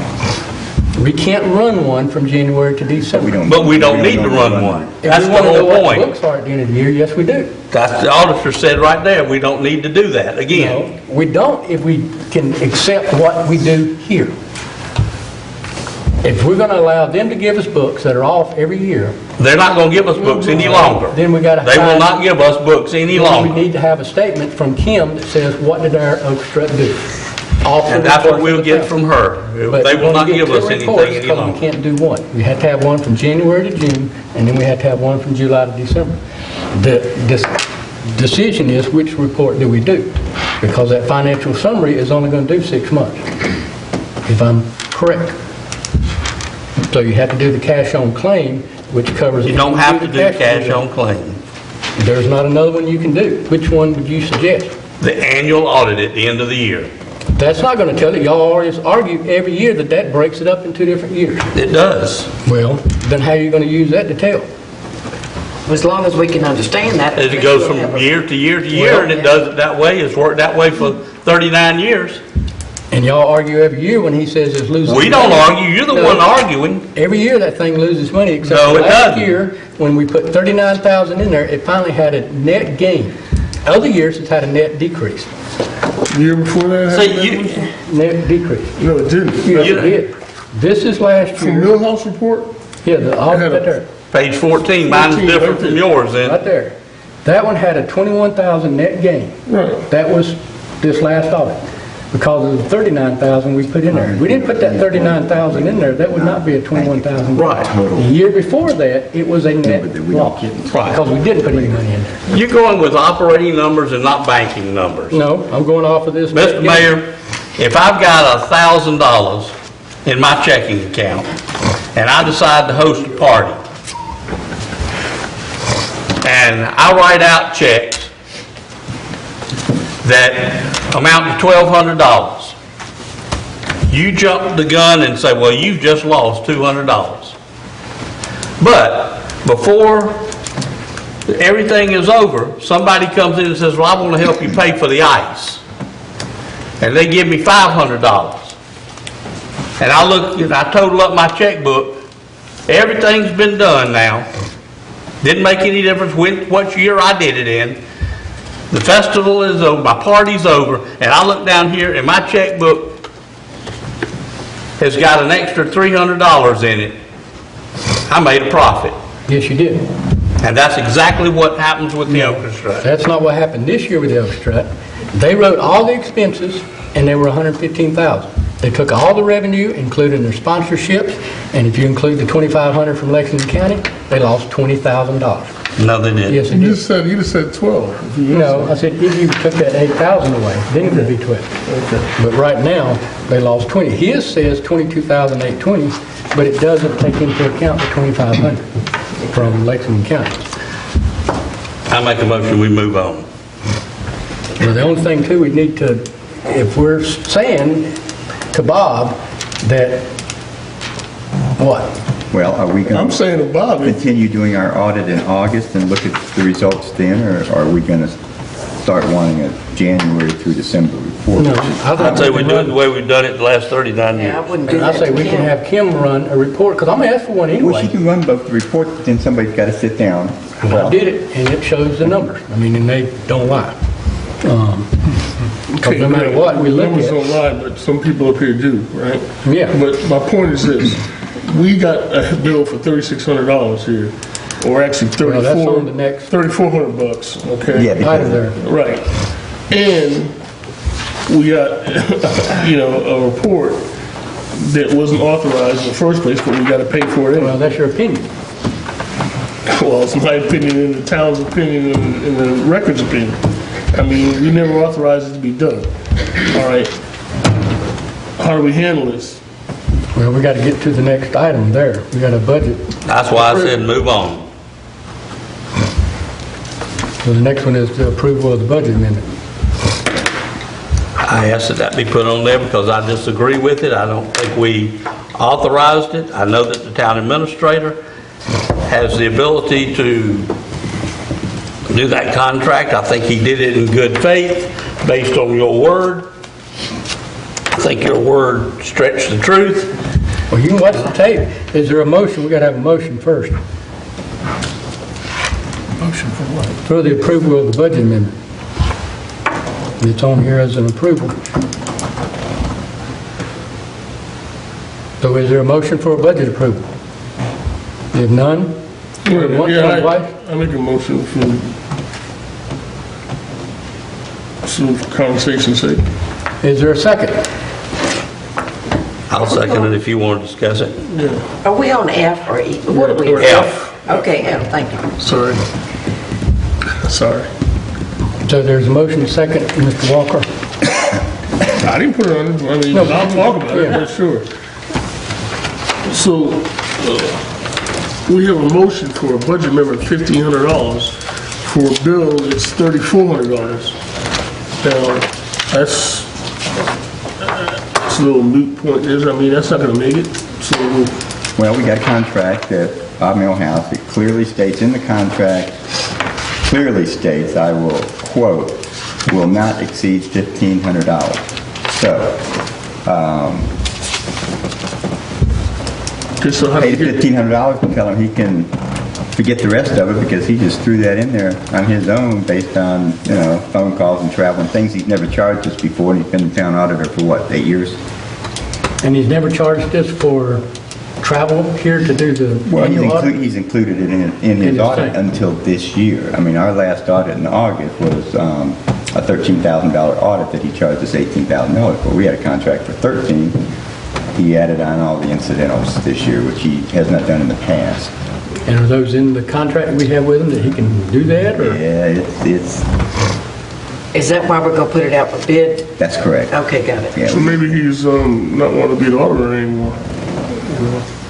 I would probably guess that too. I don't know. Or he's wanting to keep his quote rate the same, but but here, professionally, Go up he on should everything have requested to go over the $1,500 limit in the contract. He didn't. He just took it by himself and ran the bill up. Most contractors will say, hey, we're going to bust this budget right here, and I need, your approval to go, and, go from there. But this has nothing to do what's on the agenda as to whether we pay that or not. It just has to do with whether we're going to make a budget amendment in the amount of $1,500. Yeah, but why would you make a budget amendment for something that we have a bill that's bigger for? Well, if we're going to pay the rest, then we'd have to decide at some point to do that. We'd have to do a budget amendment for the difference if we're going to pay them. So we just make a budget amendment for the full $3,500 then?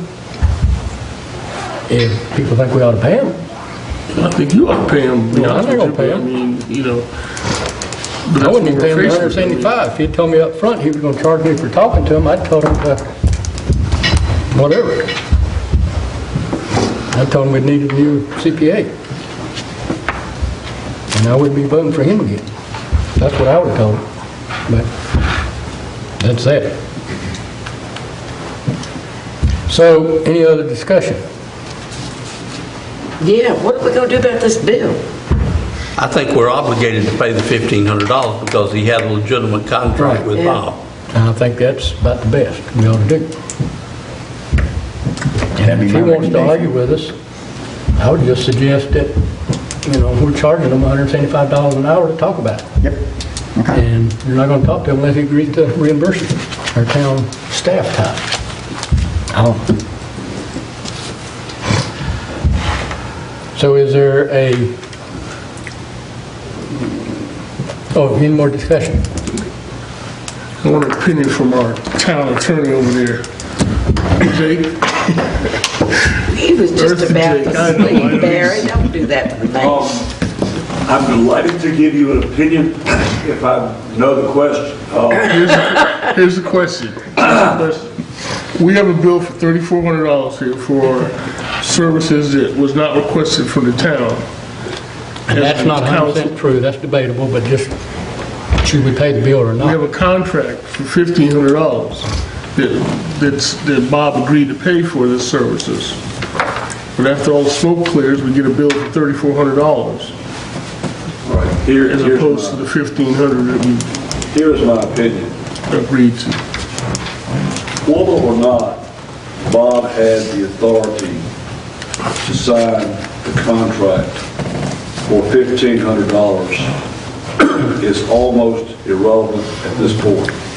We have the town administrator exercising his authority as such, placing his name on a contract, purporting to bind us to the extent of $1,500. Now, he clearly has the apparent authority to bind us, and someone has changed his position based upon our representative taking the position and holding himself out as having had the authority to bind us. I believe, based upon the fact that we have a contract signed by our administrator, we would eventually have the lawful obligation to pay the bill. The entire bill? No, $1,500. We have a contract, as I understand it, that provides for up to $1,500. There is nothing that the town has signed contractually, to my knowledge, that would authorize the expenditure of any more than the $1,500. Now, if Bob signed the contract without authority, I guess technically we could basically say that poor old Bob should have to reimburse the town for $1,500 for having acted without authority, but I would respectfully submit, considering the misunderstandings that whirl around the particular controversy, it would be not the right thing to do. And I would eat the $1,500 and say, and obviously we got a benefit from the $1,500 because we've been using the information from it in this evening's conversation. So I believe that you should pay the $1,500. I'd hold my nose and pay it. I do think that before you enter it, I think that we need to learn from this experience, and that everyone needs to understand before we do contractual spending again, there needs to be a budget amendment in order to provide for the funds. So in the future, let's don't have this again. Just a piece of advice. The second piece of advice is a little bit more difficult. I do not know if we have any type of an engagement letter from him which obligates us to pay him for incidental telephone conversations, like we're talking about whatever he's charging. I don't know. He said he had a conversation for an hour with the mayor. The mayor said he didn't. I don't know. But at this point in time, I have neither seen anything nor been advised of anything that would give rise to additional liability in excess of $1,500. It would be my belief that the $1,500 is not legitimately owed by the town because it has never been legitimately contracted for. Now, if the town elects not to pay it, Mr. Millhouse will have several options. He can A, go away and get it. B, he can bring an action against the town, which he probably would lose. And C, I guess he could bring an action against whatever individual caused him to run up the bill for which he thinks he's entitled to $1,900. I would imagine he would elect the former, which is basically to forget the $1,900. It does appear, with the person having billed us $3,400 for a contract that was supposed to have cost $1,500, that he may be sending us a message that in effect he just really is tired of messing with us, and we might want to consider the option of an alternate CPA. I'm not sure how far you want this advice to go, but I'm not really certain that when you begin engaging in professional advisors such as auditors, that really placing such out to bid is necessarily the best way to go. You may wind up getting that which you pay for. We have some very reputable people in this area who are reputable CPAs. You're going to find, well, they're going to be like lawyers. They're going to charge roughly the same thing for the same services. I would highly advise against the idea of putting your professional services, such as a CPA, out to bid. I might conduct interviews and I might do some investigation, but I think placing professional services out for bid is generally not a good idea.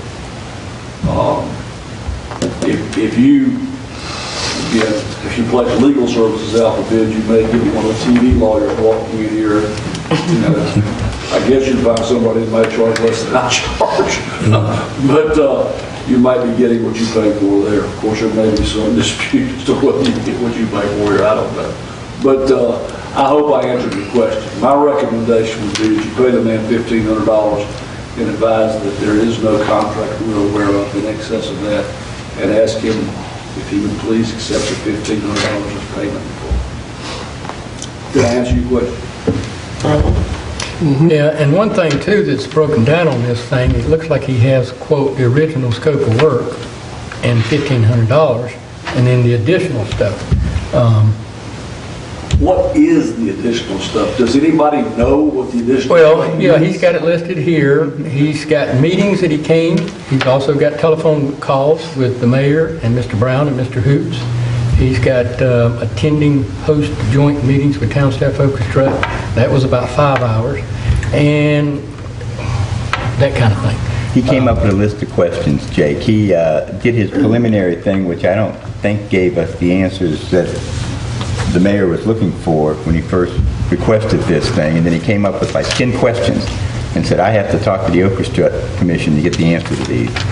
And after talking to him on the phone, asked him where the $3,400 bill came from, he said he needed to get with them, and that was an additional, that wasn't part of the $1,500 contract. It may not have been, but we were supposed to, he basically gave us a $1,500 contract to produce a product. If it took you 1 hour or 30 hours, we had a not to exceed contract. And if that work was necessary in order for him to do his job, in my humble opinion, he should not have been telling us about the hour before Now, that. that's, Well, and I Unless think, that was specifically stated in the contract that he could. based on that second conversation I had with him on the, whatever day it was, January 28th, because I think he spoke to you that same day. well, he wanted to get with them, and he didn't want to meet something. them without me being there, and that Right. was the additional cost. But basically, at that time, he had taken the orchestra report that they gave, the same copy that he got, and then he took those same reports that I had Kim run, that I looked at, and said, hey, you know, here's 20,000 lost.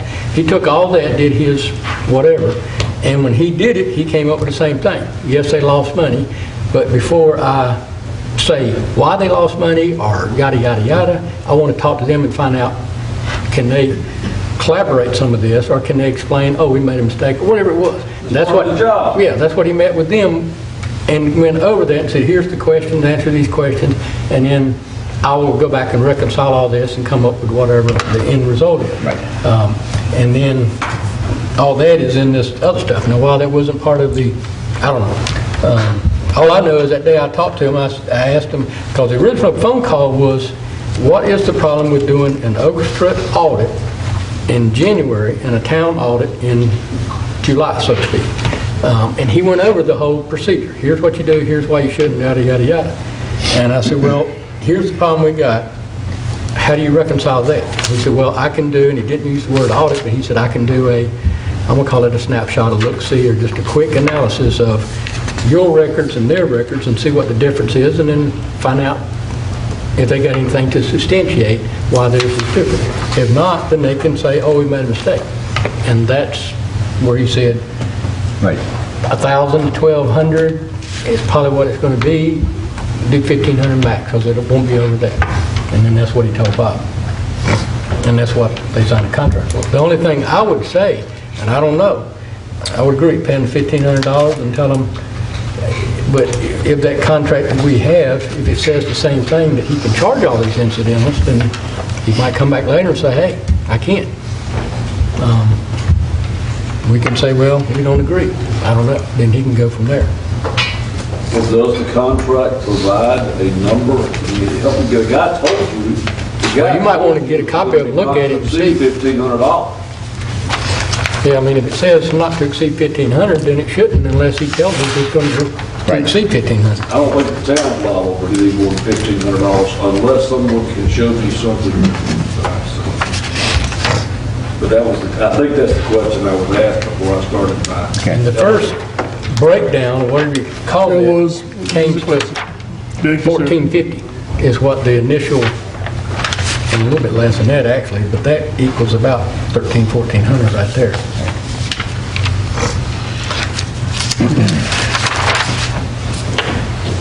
So, there's been a motion and a second for a budget amendment in the amount of 1,500. All those in favor of that, do so with show of hands.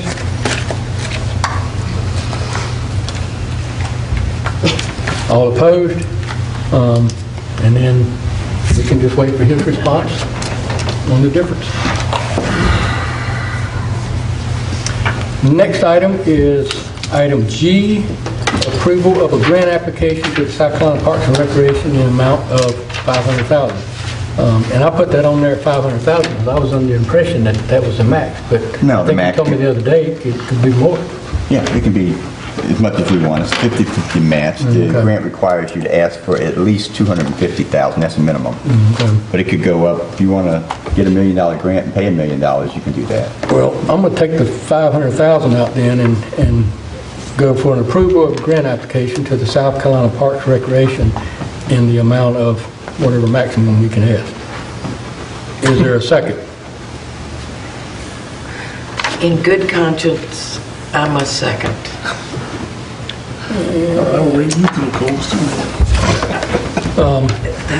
The reason I put this on there is the South Carolina Parks and Recreation puts out grants that can be applied for municipalities for the development of a park. They only do it every 2 years. They used to do it every year, from what I understand. Now they only do it every 2 years. Correct. The next one won't be open until January of 2014, and it closes in March, I think, or something to that effect. 2-month window. So it has a 2-month window. We can apply for that. If we apply for that, there's no guarantee that we'll get it. But the likelihood is that we would, because there's not a lot of people applying for the money. You would get it? The most probability we would, because there's not a lot of people applying for it. How much we would get, I don't know. I mean, but if we could apply for, say, if the park cost $1 million and we could apply for $500,000, I guess we'd have to match it, so it'd be a 50-50, whatever, 50% of whatever the park cost is what we could apply for. But it would require us waiting until January of 2014. That may not be the wishes and the desires of the majority of the council, but I still feel like we need to discuss it because it is a sizable grant and it would save the town a sizable chunk of money coming out of our general funds as opposed to out of the state general funds. And that's why I put it on there, because I think we ought to discuss it. If we don't want to do it, you can vote against it. But if you want to do it and wait, I mean, it's going to save 500 to 700,000. Well, let's look at this. Let's take a look at this. You went to the Attorney General's office and basically raped, or excuse me, that's the wrong term, drugged the town of Irmo's Park and Recreation Director through the coals about a $50,000 grant that he received from the same organization, the Parks and Recreation Group, right? No. You actually went to the Attorney General's scene. No, someone else went to the Attorney General. They asked me to show up. Were you at the meeting? They invited me there. You went to the Attorney General's Chip Huggins office. invited me there, yes. So you were there. Chip Huggins invited him, Chip Huggins invited Dragging some other the people. town of Irmo's Park and Recreation Director through the coals. No, that's not On a true. $50,000 grant that he got from the same organization, and how he got the grant and how he got the money approved. In fact, you even went as far as Freedom of Information requested No, I did not. The other individual did. I did not. records on how it got approved, and how did Irmo squander or obtain a $50,000 grant. You're starting to fabricate a whole lot of stuff. I'm not fabricating anything. Yeah. How do you want to my name find on out? that You FOI? wanted to No, find the out individual did that. how in the world did Irmo? Well, you were coached. You were with a person that was That's finding your out. assumption too. He asked me about it, and I told him we didn't know nothing How did about it. Irmo coach? How did Irmo finagle $50,000 from the Parks and Recreation, South Carolina Tourism Parks and Recreation to build a park, the Veterans Park, and like I said, drug our Parks and Recreation director through the mud about how it was not formally requested from the town and how it was improved. And now you want to turn around a month or 2 months later and go back to the exact same organization that you nickel and dime and tell them that, you know, we don't think that Irmo got this legally, and ask him for upwards of $1 million for a park that we already built. 500,000. I mean, is that what you're saying? No, that is not what I said. What are you saying then? Tell me what you're saying. 'Cause I think that's what I'm you're hearing. saying is that another individual FOI'd or the information about it because he wanted to know where the grant came from. Right. And he set up a meeting with our attorney, and I think he set up a meeting with Chip Huggins. I was And you were there. I was asked to be there by Chip Huggins. So I you told were at the him- meeting. Let me finish. Right. You asked a question, you want me to finish? Or do you want to talk yourself and figure it all out yourself? I'm Well, trying then- to figure it out because Then be quiet and I'll finish it. I'm trying to figure out why you're going to go back to the Okay, same well, I'm not organization. going to talk again. anymore about it since you're going to run your mouth the whole night, but that's it. Well, I mean, you can't talk about it. You want to go back to the You talk. same organization You talk and I'll that listen you and drugged whatever. through the mud and request $50,000 from, and now go back to him asking for upwards of $1 million for a park that we already built. So that makes a lot of sense, right? Well, I tell you what, if you want to do that, then I make a motion that the mayor can go and make that motion, go make that grant application. That's not on the agenda, you can't make a motion. I'll make a motion that we We've can. already got a motion already. Well, I'll make a motion that you go make the So, application. There's nothing on the grant application that says it has to be done now. It can be done next January. It probably could, but from my understanding from Bob is that if it's already began, it's not a new park and they I'm not won't talking do it. about the park, I'm talking about the grant. Right. So We can apply for it, There's we no won't get rush to do any kind of grant application right now because it would not even be, the envelope wouldn't be open before January 2014. Correct. So I would not vote for it. Well, you can't Merely apply right now, because you of can't the- apply until January, is that The correct? window won't open until Yeah. January. I would not vote for it merely because you've attached to it that we would have to wait and defer any construction on the park Yes, we would if we're going to. if we did it. So my vote would be no. Yeah, we can't apply for it after we've started the park, and you can't apply. But for there'll it. be other grants that we can. Bob, are you aware of any other grants?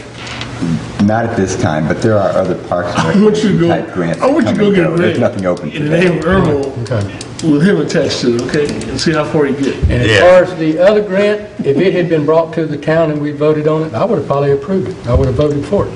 But that wasn't what we did, so, and I think the citizen had concerns about it, and I was asked to be at a meeting, and I attended. And that was that. So, any other discussion? All in favor of the approval of the grant application, which does mean we would be waiting until January of 2014 Correct. to Wait a apply? minute, we don't have to, you can apply for the grant. in No, you June. can't, Why not? because they only have a window between January and March. Why do you have to apply to this park? We can get another park. Well, then figure out which one they can apply for and apply for it. Well, you're the one that want to put it on there. No, this one. I'm only talking about this grant. No other grant but this grant. Well, you can take this grant and build us another park. So we have a third We'd have to park. have more land. Yeah, but let's just, You can use the money to buy land, right? Yeah, Is there some land available down here that Coach worked I on? don't know. The other location we looked at? this park's about to kill us, Barry. Well, he wants to go make. Well, so let him we're make it starting to happen. get dilatory I here, want to so see we him, might I as well want do to see it him, again and I either want to see him discuss make it an or not. application to the people that he insulted. Well, I want to see him do that, so. Would you forgive me for interrupting a moment? When we were discussing the money that had been allocated and was vetoed by Governor Haley for the Veterans Park, I met with Nathan Valentine and Chip Huggins. Both of them advised me that when we got ready to build the town park, if we would approach them, they would assist us with funds which are available both from Lexington and Richland County through their recreation commissions. I'm not certain exactly what those funds consist of, but they promised me that if we would approach them at the appropriate time, they would assist us in securing significant revenue. I would highly recommend that a delegation of the town council be appointed to approach Chip and Nathan, probably along with me, as much as I hate to say that, in order to have a further discussion with them on, okay, gentlemen, you told poor old Jake that you would find him some money for the new park. We're ready. I don't know who would want to be on that delegation. We're going to have dinner We're going to next have week. dinner with them the 13th. Well, then, how are we having dinner with them on the 13th? The Municipal Association has their annual Hometown Action Yeah. Day, Legislative Day, Are they whatever going it's with called. us? To dinner. 2 of them have, 3 of them. 3 of them. Who? Cromer, Valentine, and Huggins. Oh, God, take me. And Please let them know that one of the things we would like to discuss with them over dinner is grant money for the new park. Maybe we ought to save it as a surprise. No. No. well, they can go ahead. I have had these same Fine. discussions with them. But now this park is in Richland County, not in Lexington, so I don't know where Lexington's going to find. Well, I'm sure Lexington County ain't going to want to. Told me they will help us with grants. Yeah. Okay. They were in a box in that they were wanting to sustain the governor's veto of our money for the Veterans Park. Now they may be able to get more money from Parks and Recreation, but They say, I don't think they're going to get Lexington County to spend money in Richland County. No. And I don't know that Richland County is going to spend. I just know what I was told, and although I've been told one thing and gotten another before from the South Carolina legislature, Haven't we all? I have reason to believe that these folks were serious. Plus, Ronnie Cromer has been incredibly supportive of the Irmo community his whole time as senator. He actually came to us, I think, and did something to commend us or do something in the Veterans Park. He did something about a year ago, and I had occasion to talk to him as he was leaving that evening and told him that we were going to need some money for our new park. And he told me at the appropriate time that if we could approach him, he would see if he could help us find the appropriate places to go to get funding. I believe that Ronnie, Chip, and Nathan, all 3 would be willing to give us a major try to find grant money if it's out there. And, I mean, if we're building this park in phases, which apparently we're going to do some of it in phases, I don't see any reason why we can't go, if we're going to go over the park now, as we apparently are, I don't see any reason why we can't go to PRT or whoever it is, although we're not going to be pursuing my garage after this last excursion. I don't see why we can't go back to them in January with a legitimate request of whatever it is. The problem we're going to have is when we go to them with a request for a grant, it's got to be more than just, hey guys, give us $500,000. You know, tell us what you're going to spend it on, but I'll guarantee you that money's available. And we've got some friends down there still, even some of them gone. We've got a lot of friends down there, and I think that we can get some money next year too for this park if we make the application for grant. I mean, I know it's a political football, but to heck with politics, we're talking about the town, and this park needs to be the best we can possibly make it. I know we want to go ahead and get it in the ground rapidly. There's nobody that wants to get it in the ground any worse than I do. But there's funding available to make it even better. And for goodness sake, when that grant application opens, if we have a legitimate plan for some legitimate additional improvements down there, I think we can get the money. And we'd be fools not to make it. Well, in January of next year, the park will be complete, so from what I understand, applying for a grant to build a park that's already finished is a different story. I thought we were doing parts of this thing in phases, and I think that there are other portions of this thing that we've talked about. They may know of some other money, or they may be able to work magic and get the grant even if it's built. I don't know. They may be able to go ahead and apply now. Who knows? I guess I'm just inviting myself to dinner, but if y'all would like me to accompany you. I've asked for you to be there. If Mr. Brown put on my calendar, I'll be happy to come. What are we going to eat? Next Wednesday, is it next Wednesday? Blue Marlin. Next Wednesday? 7:45. 7:45. Bob, will you make sure you get some?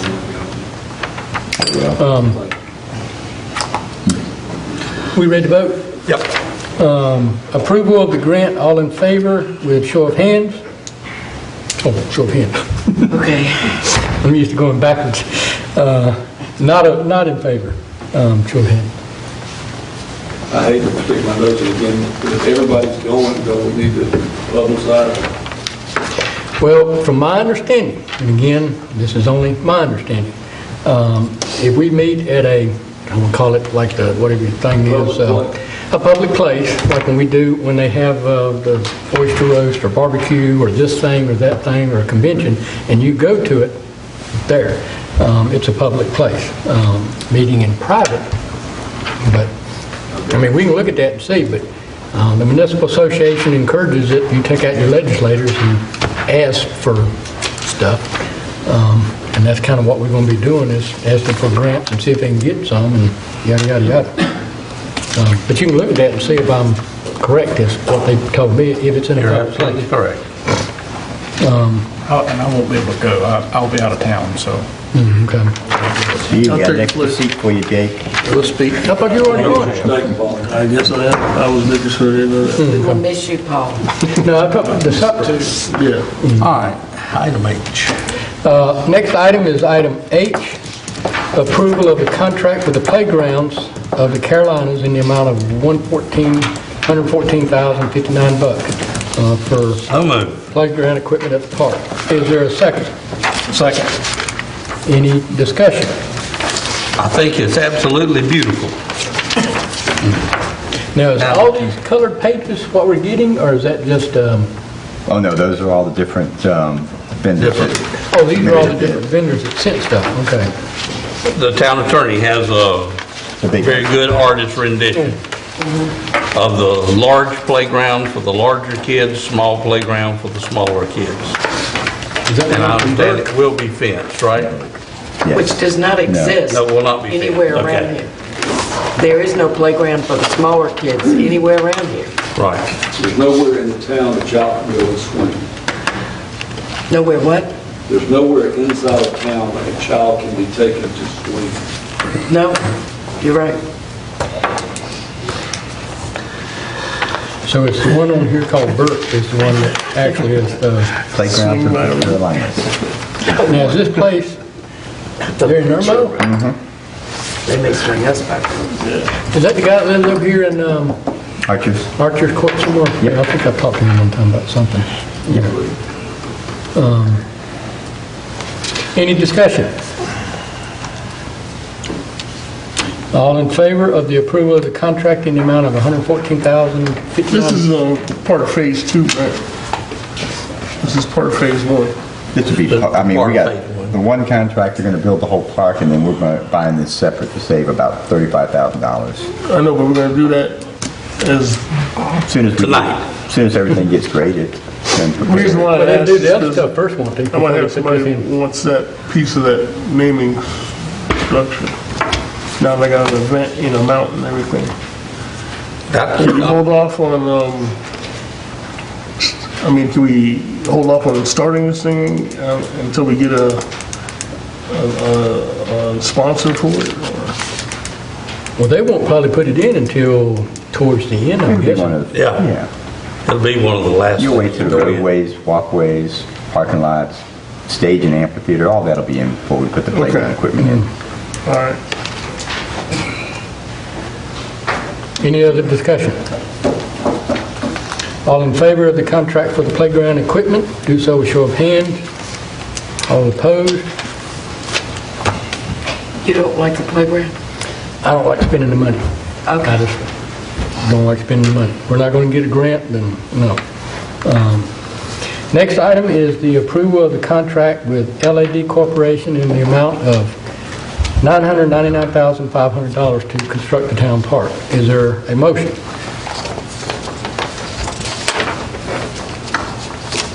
Mr. Walker, you put that on there.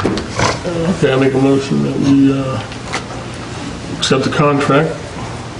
I have some questions about it. Is there a second? I'll second. Any discussion? What questions are with the actual contract? I haven't seen the actual bid, but the contractor, did you contact him, Bob, and ask him those questions I asked? They're sitting right there. Good. The LAD Corporation, I guess you have representatives here? Yes. Can you come up here for a second, please? Oh, y'all have been here for this whole year? Yours too. You deserve a gold star. It's free in, pay out. We'll have popcorn next time. One of the things that we're doing here, we're building this project. This is a very big park for us, a very big project for us. One of the major things is completion date for me. And I know it's a 180-day project. And what I'm asking is the completion date be, I picked an arbitrary date, August 15th, 2013. That's 180 days from August 15th back this way, whatever the start date is. I guess it was sometime in About 16th, 16th or something like that. Do y'all have a problem with that, making that date? Do you see any issues with that? No, the only thing we need to do is we need to have permits to go to work no later than the 1st of March. If we can have those, we can pull it off. If you have the permits before the 1st of March, are you willing to start before the 1st of Oh, March? absolutely. We actually 18th, February 18th. And I think by the Dennis Corporation, just stated they can have permits, or enough of the permits for us to start on the 17th or 18th. Do we have a representative from Dennis Corporation here? We do. Yes, sir. They might not have. gold star also. You deserve it. They might not have a couple of permits like Army Corps engineer permit, but that's just putting that big pipe in that creek. Under the road. That ain't no big thing. Right. We ain't gonna do that from Jump Street anyway. All the other two questions is, Richland County is We supposed get to be the Richland County is 18th, week of the measured. 18th. to reiterate with any engineers, architects, whoever, we need submittals turned around within a week. We don't need 3 weeks. Need what? Submittals. Submittals, okay. And the reason I'm saying that is the amphitheater stage is not a cut and dry picnic shelter like the Blue Shoals. They already made them 1,000 times. They've got this one already made too. I can get that quick. The amphitheater I can't get quick. 12 weeks out from the day I can get that submittal turned back to me. Now, when you call a submittal, you gonna send something back to Bob?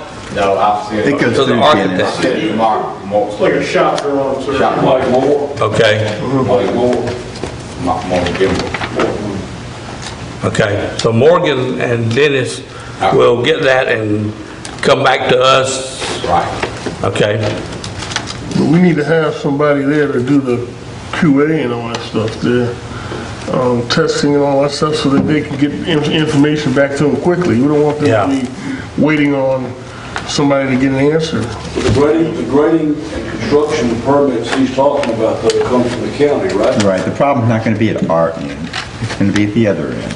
All right, well, are we talking which of our Lexington? Richland. Can we see if we can get our stuff put on top of the stack down there? You know somebody over there that'll put it on top of the stack? They're very welcome, we know somebody over there who can put it on top of the stack. Bob, what kind of permits are you talking about? Building? It'll be the building, yeah, for the construction of the I think amphitheater. the county issues all the permits. Not, Building permits. they issued a permit, but they're not the management for, in Richland County. Remember, we subdivided them about 2 months ago. No building. All buildings in Richland County are handled by Richland County. I thought Lexington County did all of ours. It's the town of Irmo. Lexington County changed that about 2 months ago. It'll go I to thought Richland it was County, for stormwater. they'll go to Lexington County and from them to Richland County. Richland County will manage it. Lexington County gets it first. They We do- will pull out all stops to make sure that it doesn't lay on the desk. Right. Well, we got traffic sitting in Park Ridge over there, we building that hospital, so we ain't got far to go. We ready to roll. You get the permits. May I ask you one question? I'm Jake. I know you keep it. You've seen the quality of the park we have over here across the street, right? What I think everyone on council will know what I'm expecting is a quality equal to what we have across the street. We're low bid, okay? And I talked with Dennis and they give you very high recommendations. They say you're very good at what you do. We understand that what we're going to wind up with is going to be something comparable to what we have over there. Am I right? Yes. Okay. That's a good question, again. It is. Good, you're doing good, Jake. Okay, so if I can say this then, without a doubt, we can start this project whenever on the 18th of February, if we give you approval tonight. 180 days from that date is August 16th.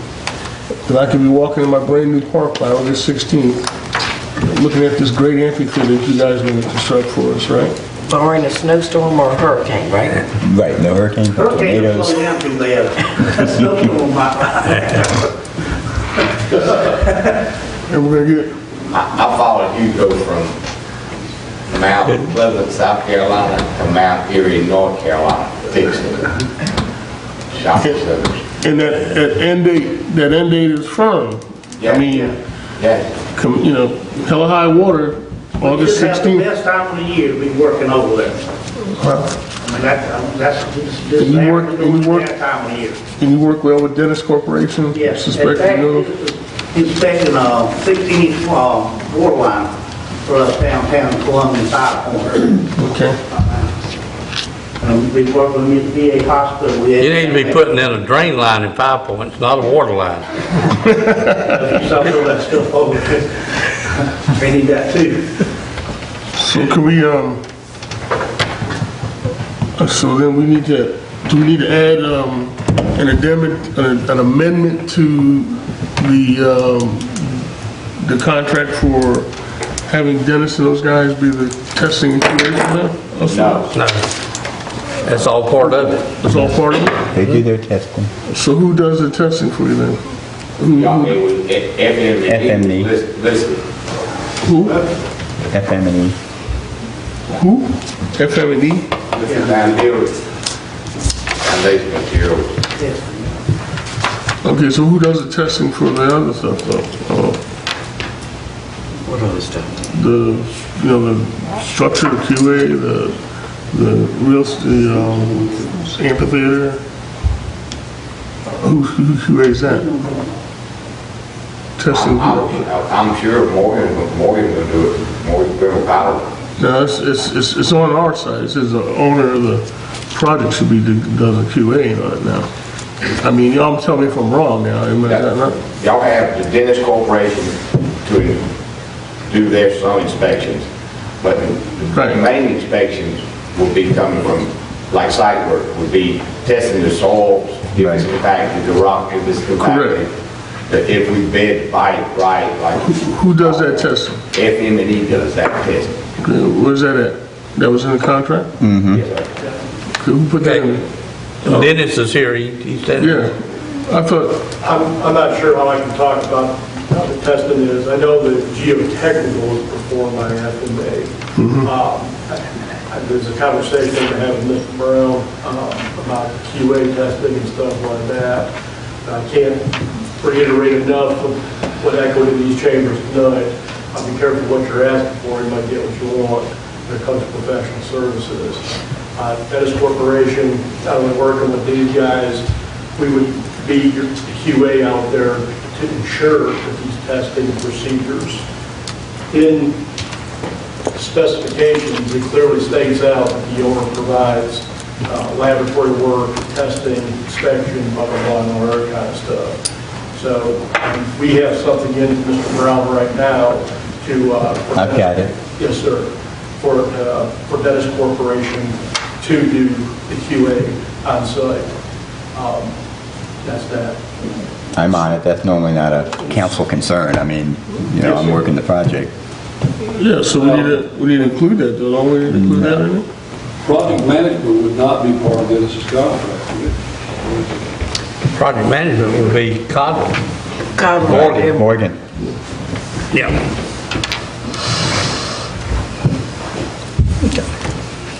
Okay. Any other questions of? Thank you. Thank you, gentlemen. Okay, thanks. Any other discussion about any other part of it? So back to this testing and QA then, you're saying that you don't think that we should have Dennis Corporation do that for us or what? No, I've talked to Morgan and he's looking into it and we're used Dennis, but we're not going to use the $42,000 contract they asked for. I don't know what they asked for. Yeah, because we had Dan Dennis come over today. I mean, we're going to work on cutting it down and using them for the testing, just not that much. Okay, what is it? So what is it we want to use them for? I'm just curious. Well, they're the engineers for the project. Okay. They got plenty to do out there. We got roads to build. Oh, that's true.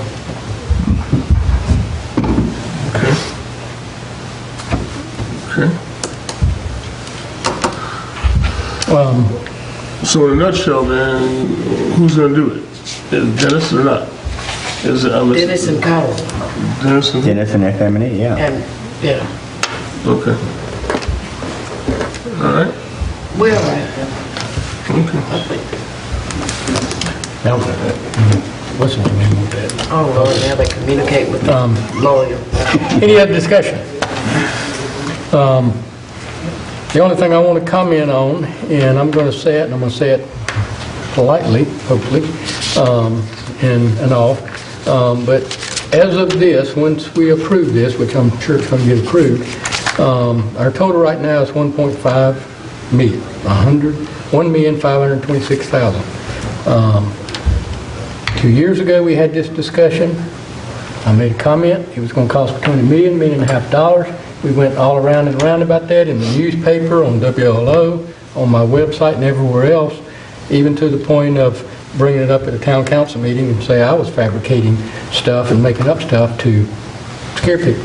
As of right now, we're at $1.5 million. How do you get $1.5 million? No, wait, I have one objection. That was when you talked about the Okra tax, which we didn't know nothing No, about. that's when I was talking about how much the park was going to cost. What? Between buying the No, I land and didn't argue development of the about that. land The was only thing I argued about was the Okra tax. was 1.5 million. And as of before tonight, we spent 412. The 114 for the playground equipment brings it to 526, and then the 999,000 or whatever brings it to 1.5. So we are at a $1.5 million park. And if there's any change orders or anything, it could get a little bit higher. But that's where we are, and I think the public needs to know it is. And if there's any grants, it will go lower. And if it's any grants, it'll go down. Hopefully we can get some. That's why I felt like we ought to get the 500,000, 700,000, whatever that maximum is we can get, and that would eliminate at least 50% of the cost. But that's where we are. Okay. Any other comments, any other discussion? All in favor of the approval of the contract with LAD in the amount of 900? Wait, this gentleman wants to say something. Oh, Mayor, one thing, y'all gonna put the well in, how about get the well in as soon as you can? I think we've already kind of contracted, and he's doing whatever. He's going through the permitting process with DHEC. Or Dennis is. Somebody's, yeah. So all in favor of the contract for LAD in the amount of $999,500,000, whatever. You understand? A whole lot, a whole lot. There's a lot of nines there, but anyway, all in favor, do so with show of hands. All opposed? The next item is the approval to purchase a Chevrolet Tahoe for the police department from Love Chevrolet in the amount of $28,524. Is there a motion? So moved. And a second? Second, and that's a real good price.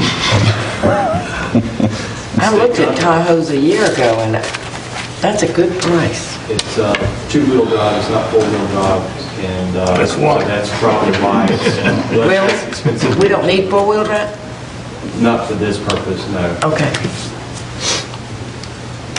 No nav, no, no, nothing like that. And I think I read this was replacing a car that's basically broke down and not operating at this moment. Not cheap.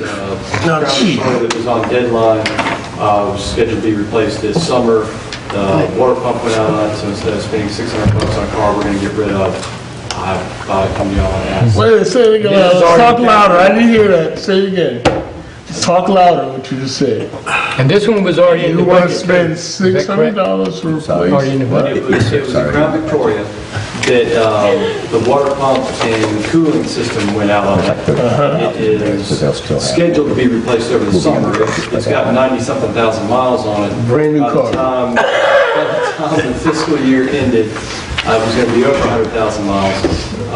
So it was scheduled to be replaced. Right. And instead of spending How much? $632 for a car that we're going to replace, Right. I would come and ask you, can we replace it early? For how much? Spending $632 for a car we're going to get rid of. $28,000. A good price for Tahoe. So you want to spend $28,000 for a $600 repair?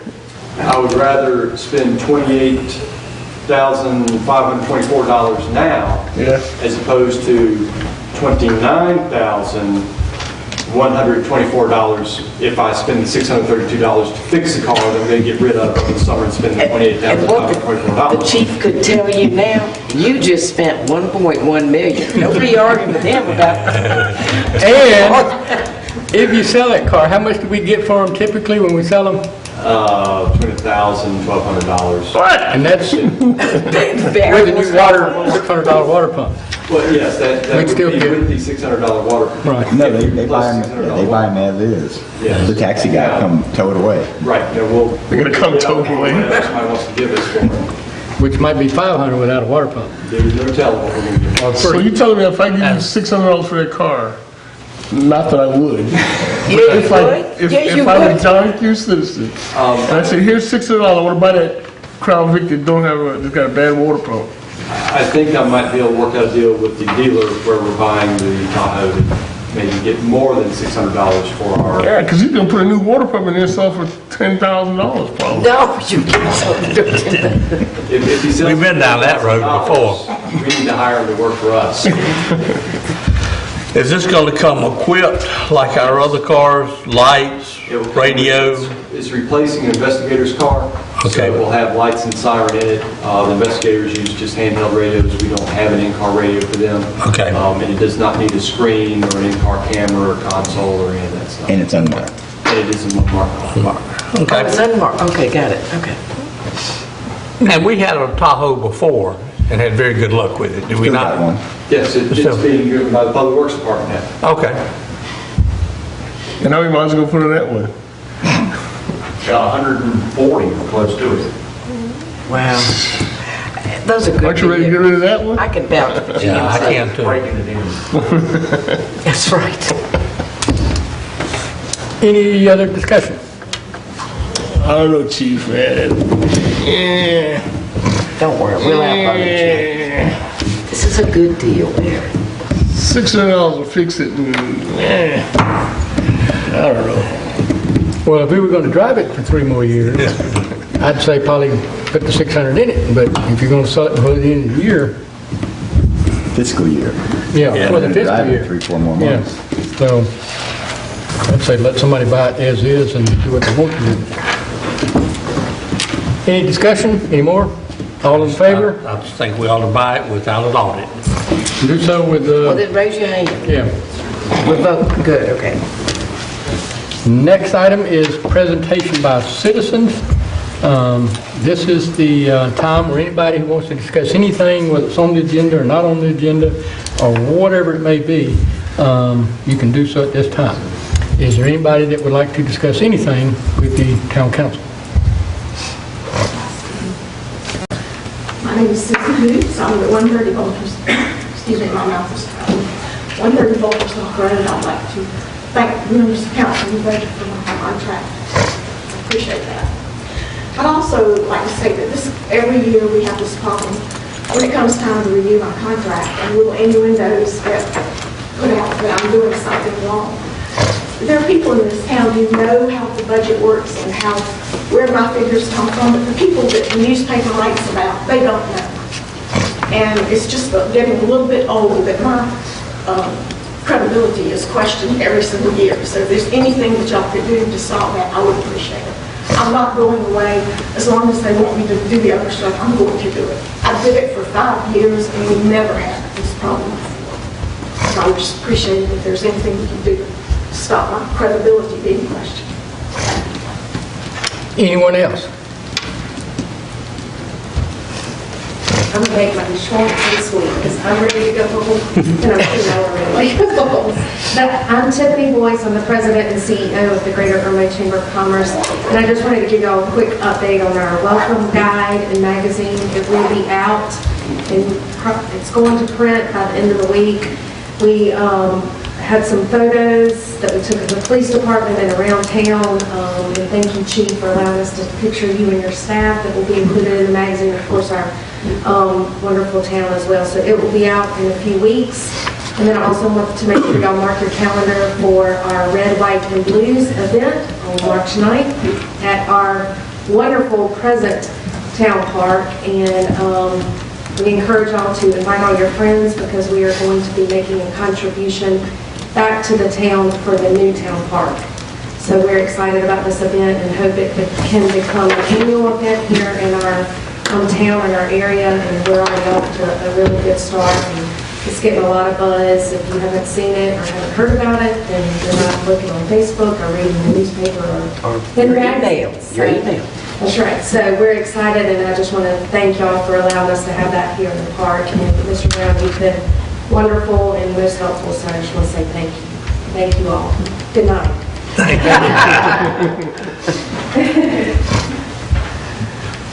Anyone else? Seeing none, is there a need for executive session? Not that I None? know of. Nope. Is there a motion for adjournment? So moved. And a second? Second. All in favor? We are adjourned.